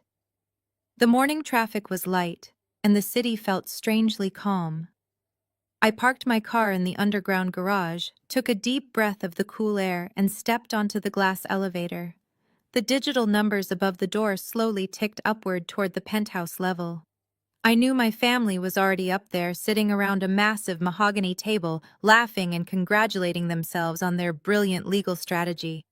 They were eagerly waiting for me to walk through those heavy oak doors and formally surrender my entire life to them. The glass elevator doors slid open with a soft chime, revealing the penthouse reception area of one of the most ruthless probate law firms in the city. The entire floor was designed to intimidate. It was a sprawling expanse of imported Italian marble floor to ceiling windows overlooking the skyline and massive modern art pieces that screamed of generational wealth. I walked past the mahogany reception desk without saying a word, following the hushed voices echoing from down the wide corridor. A paralegal in a sharp suit noticed me and quickly moved to open the heavy double doors of the primary mediation suite. I stepped over the threshold and walked into the room. The visual was exactly what I had anticipated. My family was sitting shoulder to shoulder along one side of a massive, polished conference table. They looked like they were holding court. Richard wore a custom-tailored navy suit, leaning back in his plush leather chair with an air of absolute authority. Susan sat beside him in a designer dress, her posture rigidly perfect, her hands folded neatly over a pristine legal pad. Ashley and Terrence sat at the far end of their side, whispering to each other and suppressing arrogant little smiles. They looked less like a family dealing with a tragic medical crisis, and more like lottery winners waiting to collect their massive oversized check. Flanking my family was an entire battalion of high-priced legal muscle. There were 3 junior associates furiously typing on laptops and 2 senior partners looking incredibly bored. The lead litigator, a tall, imposing man named Mr. Bradley, sat directly next to my father. Mr. Bradley wore a suit that easily cost $5,000 and a watch that cost 10 times that amount. He was a man accustomed to crushing his opponents through sheer financial attrition, bleeding them dry in court until they begged for a settlement. I walked to the opposite side of the long table. There was only one empty chair pulled out for me. I placed my single, slender leather briefcase on the polished wood and took my seat. I was entirely alone. I had no paralegals, no junior associates, and no senior partners to whisper strategic advice into my ear. It was just me and my briefcase against a $10 million legal machine. Mr. Bradley noticed my solitary arrival and could not resist the opportunity to immediately assert his dominance. He leaned forward, resting his elbows on the table, and offered me a condescending, pitying smile. He looked pointedly at the empty space to my left and right. He asked me if my legal counsel was stuck in traffic, or if I had finally realized that hiring a cheap strip mall attorney was a complete waste of my money against his prestigious firm. My father let out a short, harsh laugh. Susan smirked and shook her head, muttering something under her breath about how I always had to learn things the hard way. Terrence leaned forward to get a better look at my face, clearly hoping to see tears of panic welling up in my eyes. I looked directly at Mr. Bradley, keeping my face perfectly composed. I told him I did not bring an attorney because I simply did not need one for what we were going to accomplish today. Mr. Bradley scoffed loudly, exchanging an amused glance with my father. He opened his thick leather binder, acting as if my presence was merely a minor administrative hurdle he needed to clear before lunch. He stated that since I was choosing to proceed unrepresented, he was legally obligated to inform me that anything said in this room could be used to finalize the permanent conservatorship order. At the head of the table sat the court-appointed mediator, an older, stern-looking man named Mr. Mitchell. He had been quietly reviewing the fabricated medical affidavits my parents had submitted. Mr. Mitchell took off his reading glasses and looked at me with genuine concern. He was a professional accustomed to seeing families tear each other apart, but he clearly thought I was wildly out of my depth. He warned me that a conservatorship is one of the most severe legal actions a court can take. Mr. Mitchell folded his hands and leaned toward me. He asked me directly if I truly comprehended the sheer magnitude of the situation. He warned me that if I did not have a massive, legally binding counter-argument prepared, my parents would be granted full custody of Beatrice's estate by the end of the day. He said I would lose my right to ever contact my grandmother again. Furthermore, he reminded me that given the pending elder abuse allegations attached to their petition, I would almost certainly lose my certified public accountant license before the week was over. He looked me dead in the eye and asked if I understood that I was about to walk out of this room completely ruined. I did not argue. I did not raise my voice or try to defend myself against their overwhelming arrogance. I simply reached down, unclasped the brass locks on my slender leather briefcase, and pulled it open. The sharp click of the brass locks echoed loudly in the otherwise silent mediation room. I left the lid of my briefcase open, but I did not reach inside to pull anything out just yet. I kept my hands resting calmly on the edge of the mahogany table and looked back up at the court-appointed mediator. Mr. Mitchell offered a solemn nod, folding his hands together, and formally turned the floor over to Mr. Bradley to outline the proposed settlement terms. Mr. Bradley stood up slowly, clearly relishing his moment of perceived absolute power.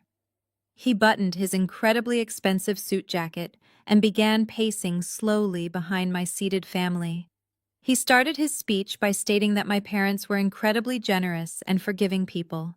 He claimed they did not actually want to see my professional life completely destroyed or my reputation dragged through the mud. He said they simply wanted peace, family harmony, and to ensure that Grandma Beatrice was protected from my alleged aggressive financial manipulation.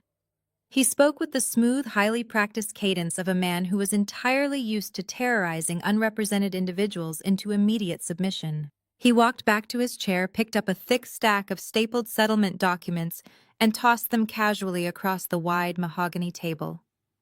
The heavy paper slid smoothly across the polished wood and stopped right in front of my open briefcase. Mr. Bradley then outlined their extortion demands with breathtaking, unapologetic arrogance. First, he demanded that I formally and permanently drop any pending or planned whistleblower inquiries with the Internal Revenue Service regarding the $1.5 million trust fund.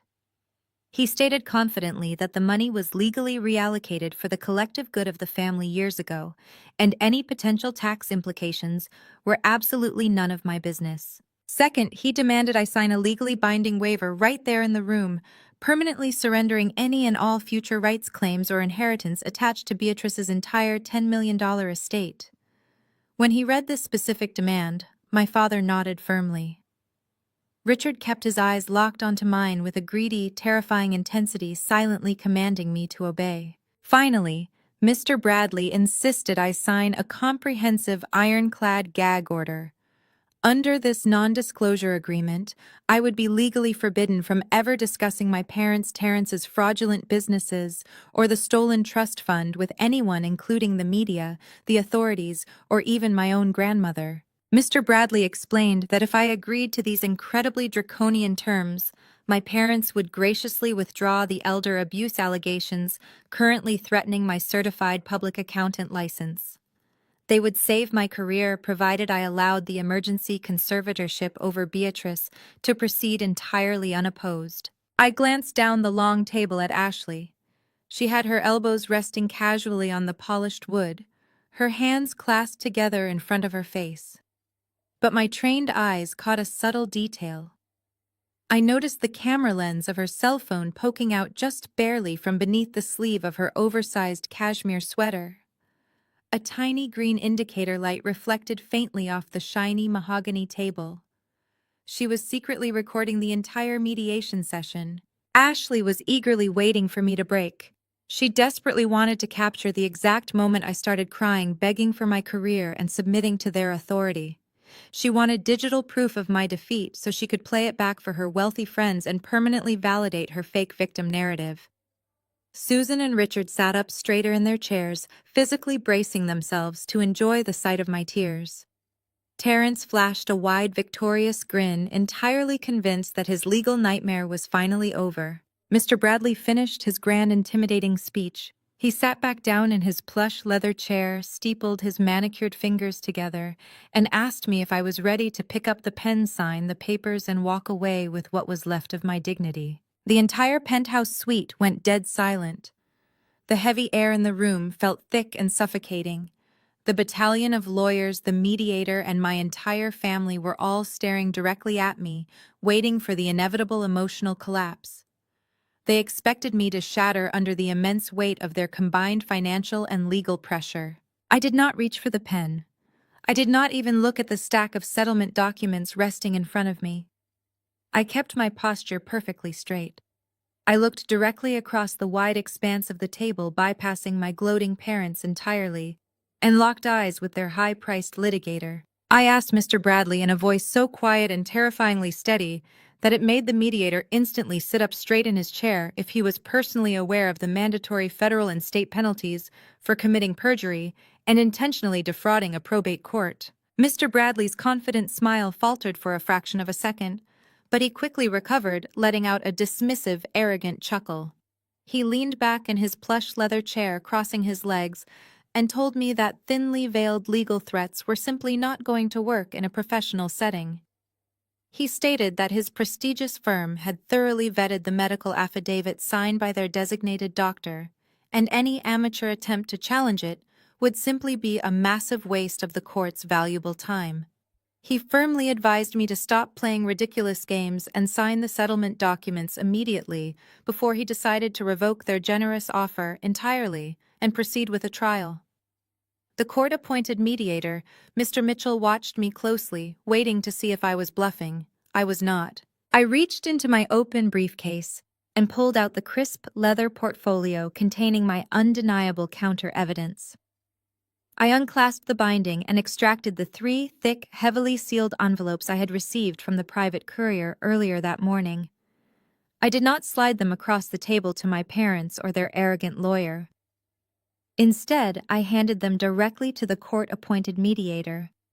I told Mr. Mitchell that before we proceeded with any discussions regarding permanent gag orders or surrendered inheritance rights, the court urgently needed to review the most recent highly accurate medical data regarding my grandmother's cognitive health. I kept my voice perfectly level as I explained exactly what was inside those heavy envelopes.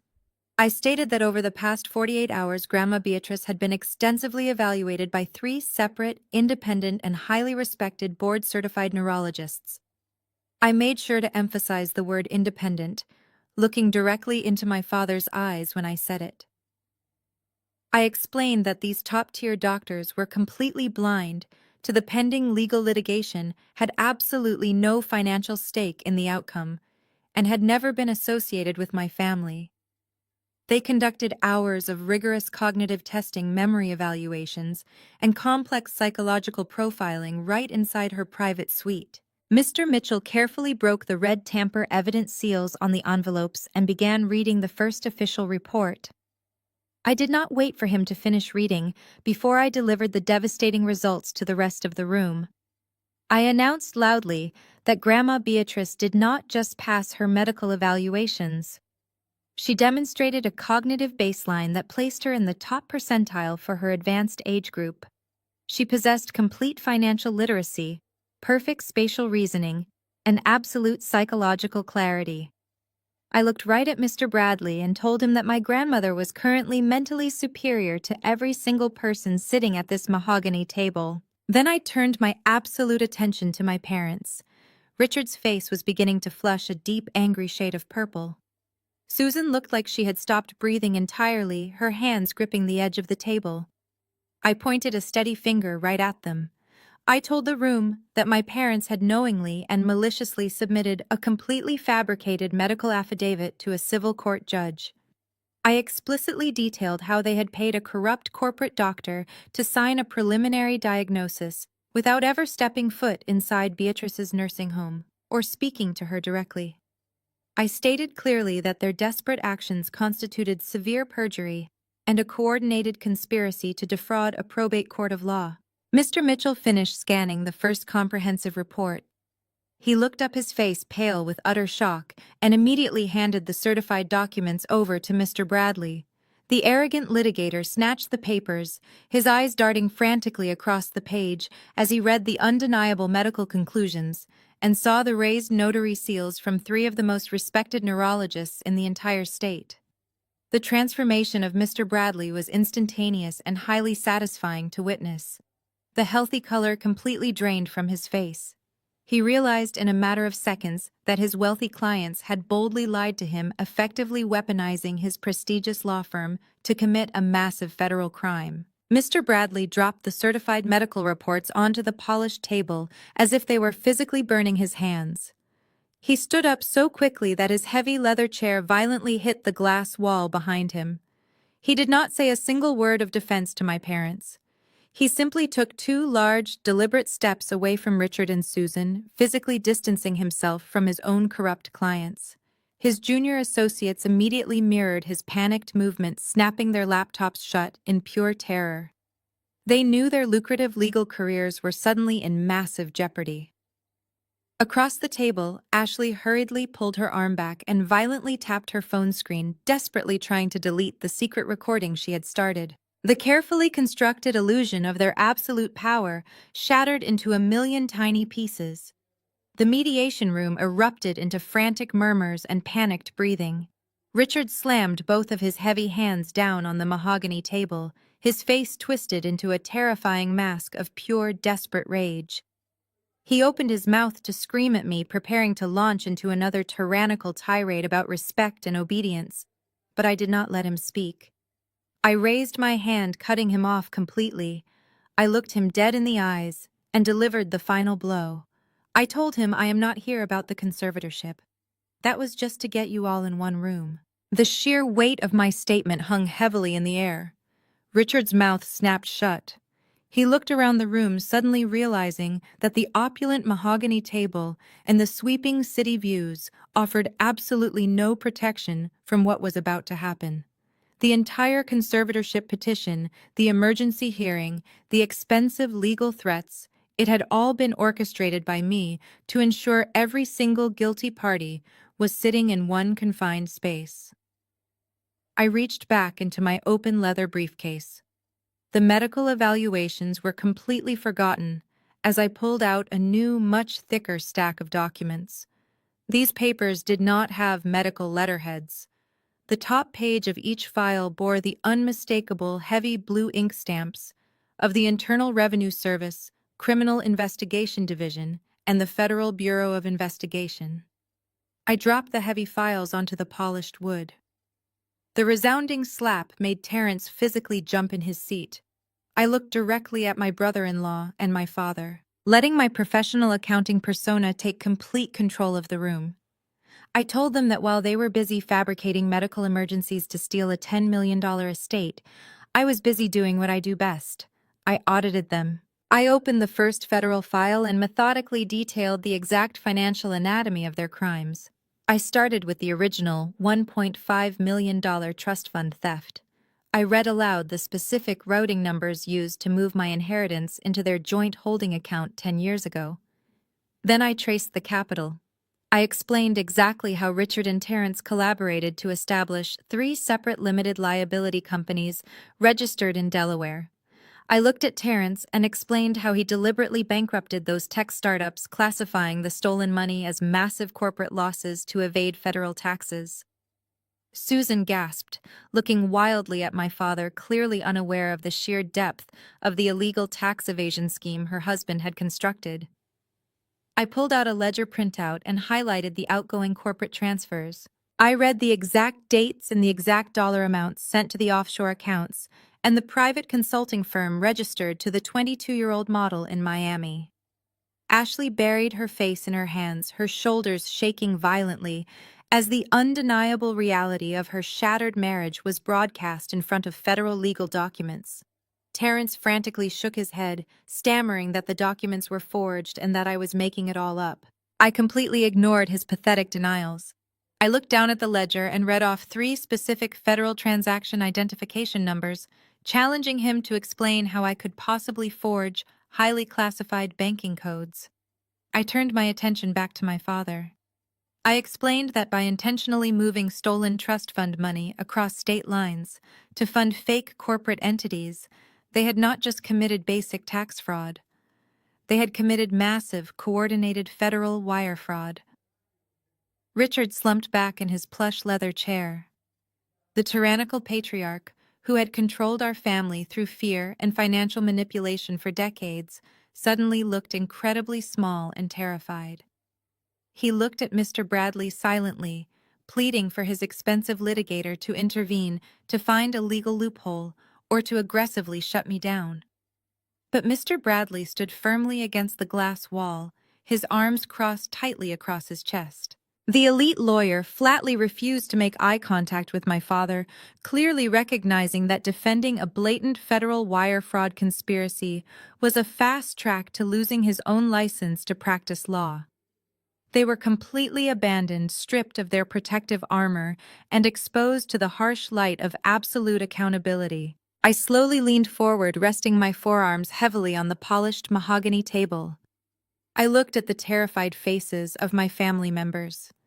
I explained that as a certified public accountant, I had a strict legal and ethical obligation to report major financial crimes. But I did not just pick up the phone to call an anonymous tip line. I informed them that 48 hours ago, I sat inside a secure federal building with 2 senior agents from the Financial Crimes Division. I explained the whistleblower program to them. I told them that the government heavily rewards financial professionals who can successfully map out complex money laundering operations. Richard desperately tried to speak, his voice trembling, asking me if I had reported his personal accounts. I offered him a cold, completely emotionless smile. I looked him dead in the eyes and delivered the ultimate final blow. I revealed that I did not just report their suspicious activities. I had handed the Federal Bureau of Investigation and the Internal Revenue Service their entire unredacted financial ledger, complete with every single forged signature and illegal offshore transfer they had executed over the past 10 years. The silence in the room became absolute, a suffocating vacuum where their arrogance used to be. My father stared at me, his eyes wide and unblinking, trying to process the magnitude of what I had just said. He opened his mouth perhaps to threaten me one last time or to call my bluff, but no words came out. The reality of the federal government possessing their complete unredacted financial history was simply too massive to fight. I leaned back in my chair and folded my hands neatly on my lap. I told them that the wheels of federal justice might usually turn slowly, but they move with terrifying speed when presented with undeniable proof of a multi-million-dollar wire fraud conspiracy. I looked at my watch. It was just past 11 in the morning. I informed the room that at exactly 8 o'clock this morning, a federal judge signed a comprehensive asset freeze order based on the evidence I provided. I turned to my father first. I told him that as of 3 hours ago, every single bank account associated with his name, his social security number, and his corporate entities was officially frozen by the Internal Revenue Service. His massive retirement funds, his private investment portfolios, and the joint checking accounts he shared with my mother were completely locked down. The millions of dollars he had hoarded and stolen over the years were now inaccessible, securely held by the United States government pending a full criminal audit. Susan let out a short, high-pitched gasp. She frantically reached into her designer handbag and pulled out her cell phone. Her fingers trembled violently as she opened her mobile banking application. I watched her face drain of whatever color it had left. The screen flashed a bright red error message indicating that her accounts were suspended and she needed to contact her branch manager immediately for compliance review. She dropped the phone onto the mahogany table as if the device itself had burned her. I then turned my attention to Ashley. She was already staring at her own phone in pure panic. I told my sister that the financial freeze extended directly to her and Terrence as well.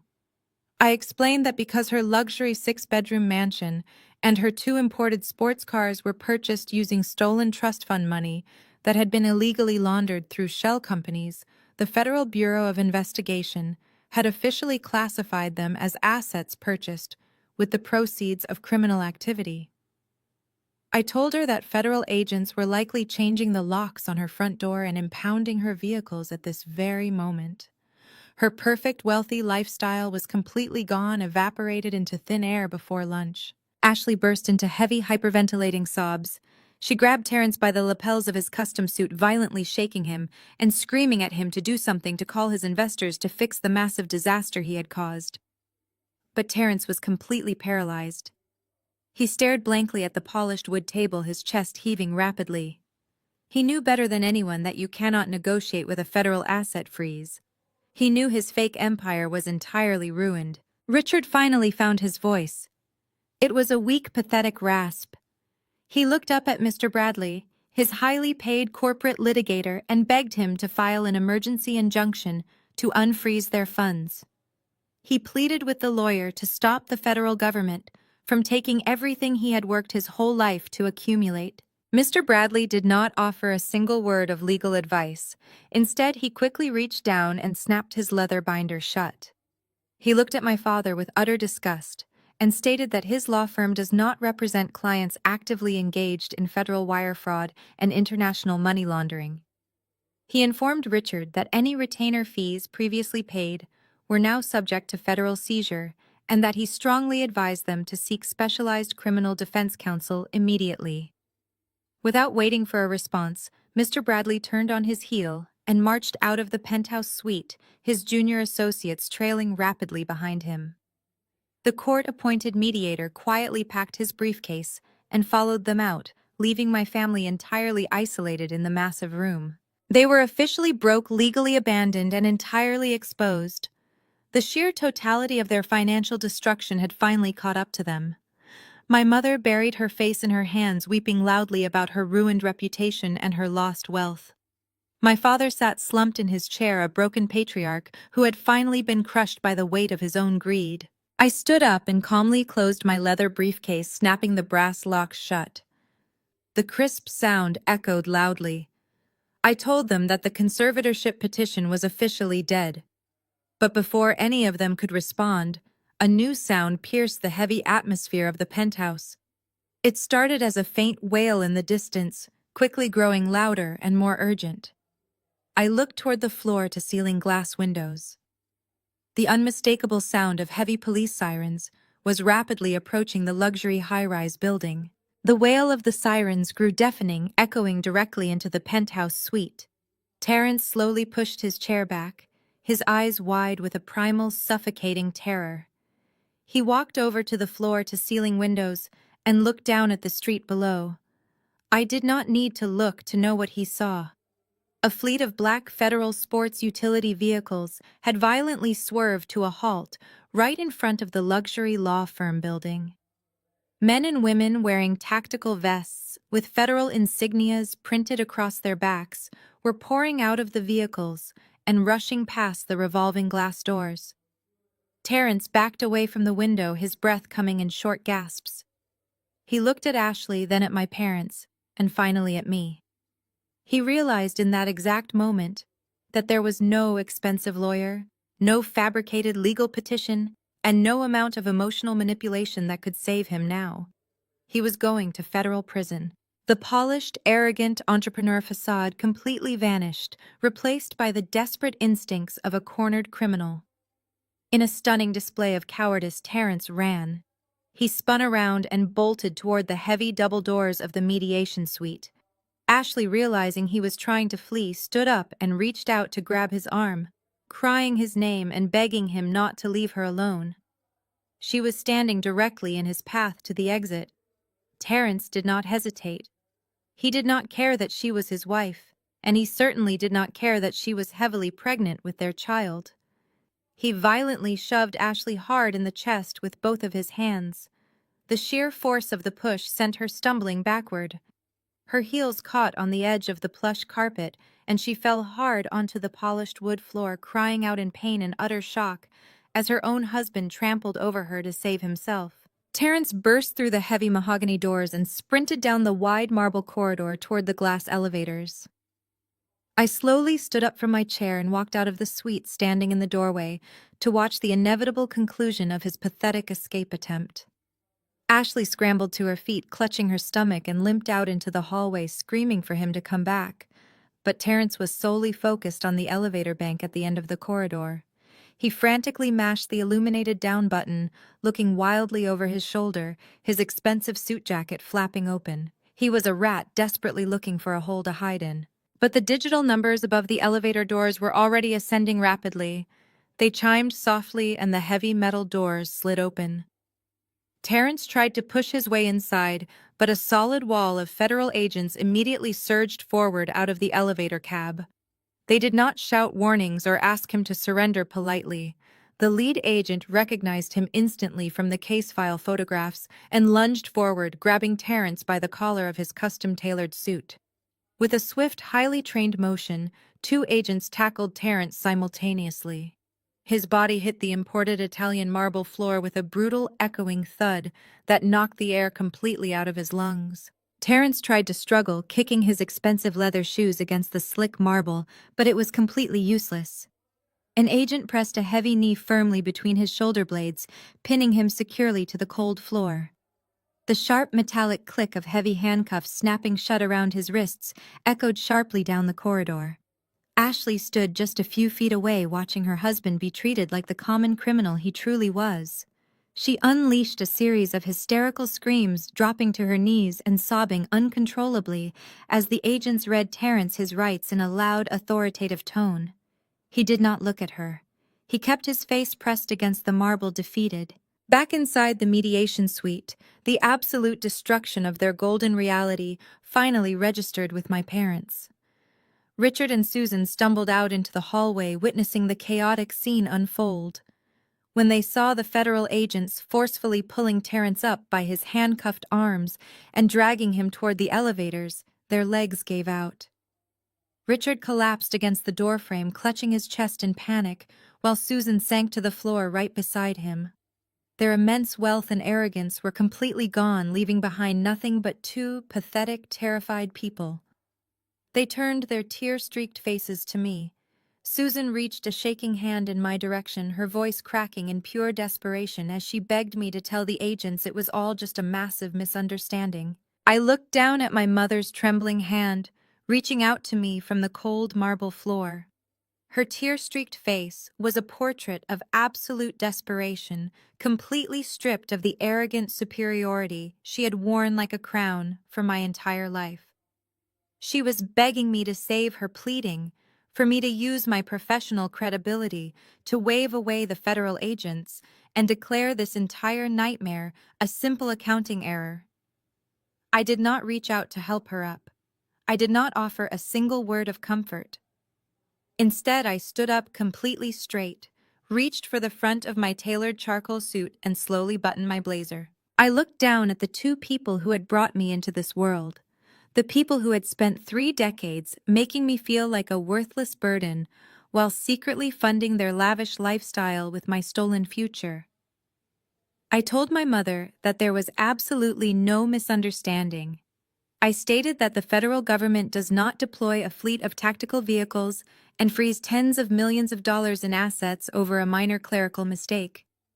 I reminded them that they had made a deliberate calculated choice 10 years ago when they forged my signature, and they made another deliberate choice yesterday when they fabricated a medical affidavit to steal my grandmother's estate. Richard looked up at me from where he sat, slumped against the heavy wooden door frame. His breathing was shallow and erratic. He asked me in a weak, defeated whisper why I had chosen to destroy my own family. He accused me of being vindictive, claiming that even if they went to federal prison, I would still be left with absolutely nothing, because the government would seize the entire trust fund, along with their personal wealth. He tried to find one last shred of victory in the idea that my financial ruin was tied directly to theirs. I offered my father a cold, hollow smile.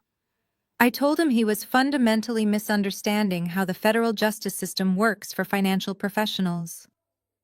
I explained that I did not file a civil lawsuit against them because I had absolutely no desire to spend the next 5 years paying expensive lawyers to fight them in probate court for a tiny fraction of my stolen inheritance. I chose a much cleaner, much more devastating route. I walked him through the exact mechanics of the Internal Revenue Service whistleblower law. I kept my voice perfectly steady, ensuring every single word echoed clearly in the silent hallway. I explained that when an individual provides the federal government with original, actionable information leading to the successful prosecution and recovery of massive tax evasion and wire fraud, that individual is legally entitled to a mandatory financial reward. I stated that the standard government payout is 15% of the total recovered stolen assets, massive unpaid taxes, and severe criminal penalties. I watched my father's eyes widen in sheer horror as my words finally penetrated his panicked mind. I broke down the math for him right there on the floor. Between the original $1.5 million trust fund, they stole the millions of dollars in undeclared corporate revenue. Terrence had aggressively laundered offshore the massive compound interest over the last decade, and the severe federal fraud fines the government was about to seize an astronomical amount of money from their combined estates. I told them that 15% of their total financial ruin was going to equate to a massive federal payout. I explained that I was getting my $1.5 million back and likely a substantial amount more. But the true beauty of the situation was that the money would be entirely clean, completely legal, and paid directly to me by the United States Treasury from the exact assets they were seizing from my family today. They were literally funding my permanent financial independence through their own criminal prosecution. Susan let out a horrifying guttural wail. She realized that I had not just defeated them. I had legally profited from their destruction, using the exact same professional skills they had spent years mocking. The ultimate irony was that their own greed had fully financed my ultimate victory. At that moment, 2 federal agents stepped past the chaotic scene at the elevator bank and walked purposefully toward the mediation suite. They stood over my parents, their expressions hardened and strictly professional. The lead agent looked down at my father, verifying his legal identity before firmly pulling him up by his expensive suit jacket. Another agent reached down and hoisted my mother to her feet. I took a deliberate step back, clearing the path for the authorities. The lead agent pulled a pair of heavy steel handcuffs from his tactical belt. He looked directly at Richard and Susan, his voice booming down the quiet hallway, and began reciting their Miranda rights. He told them they had the right to remain silent, a right they should have exercised long before they decided to forge federal documents. I listened to the agent state that anything they said could and would be used against them in a court of law. I picked up my slender leather briefcase from the mahogany table. I walked right past my parents as the cold steel cuffs clicked shut around their wrists. I walked toward the glass elevators, stepped inside, and pressed the button for the lobby.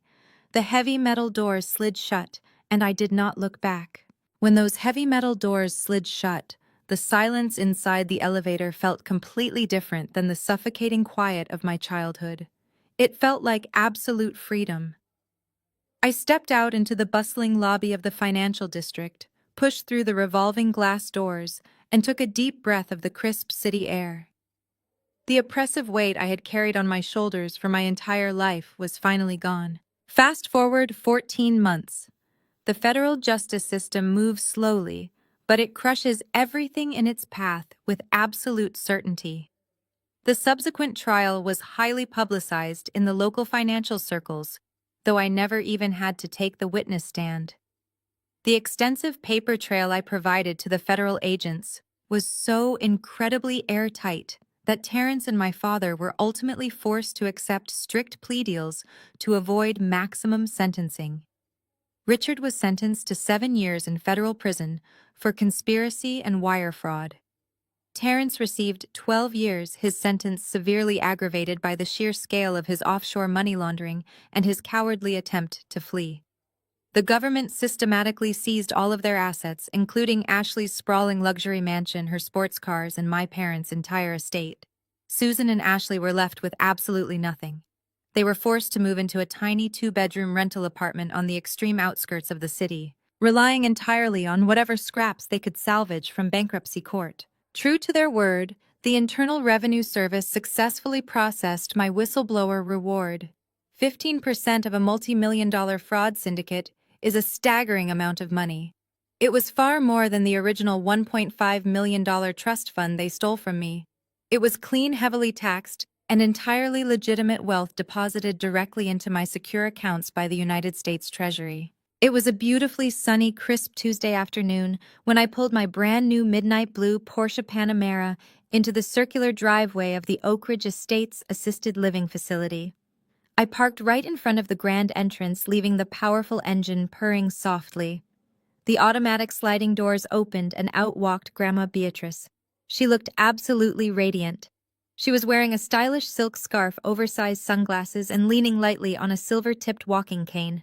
When she saw the sleek sports car, a wide, genuine smile spread across her face. She walked up to the passenger side, let out a loud, joyous laugh, and tapped her cane against the pristine pavement in approval. I got out, walked around the hood of the car, and opened the heavy door for her. She slid into the plush leather seat, admiring the luxurious interior.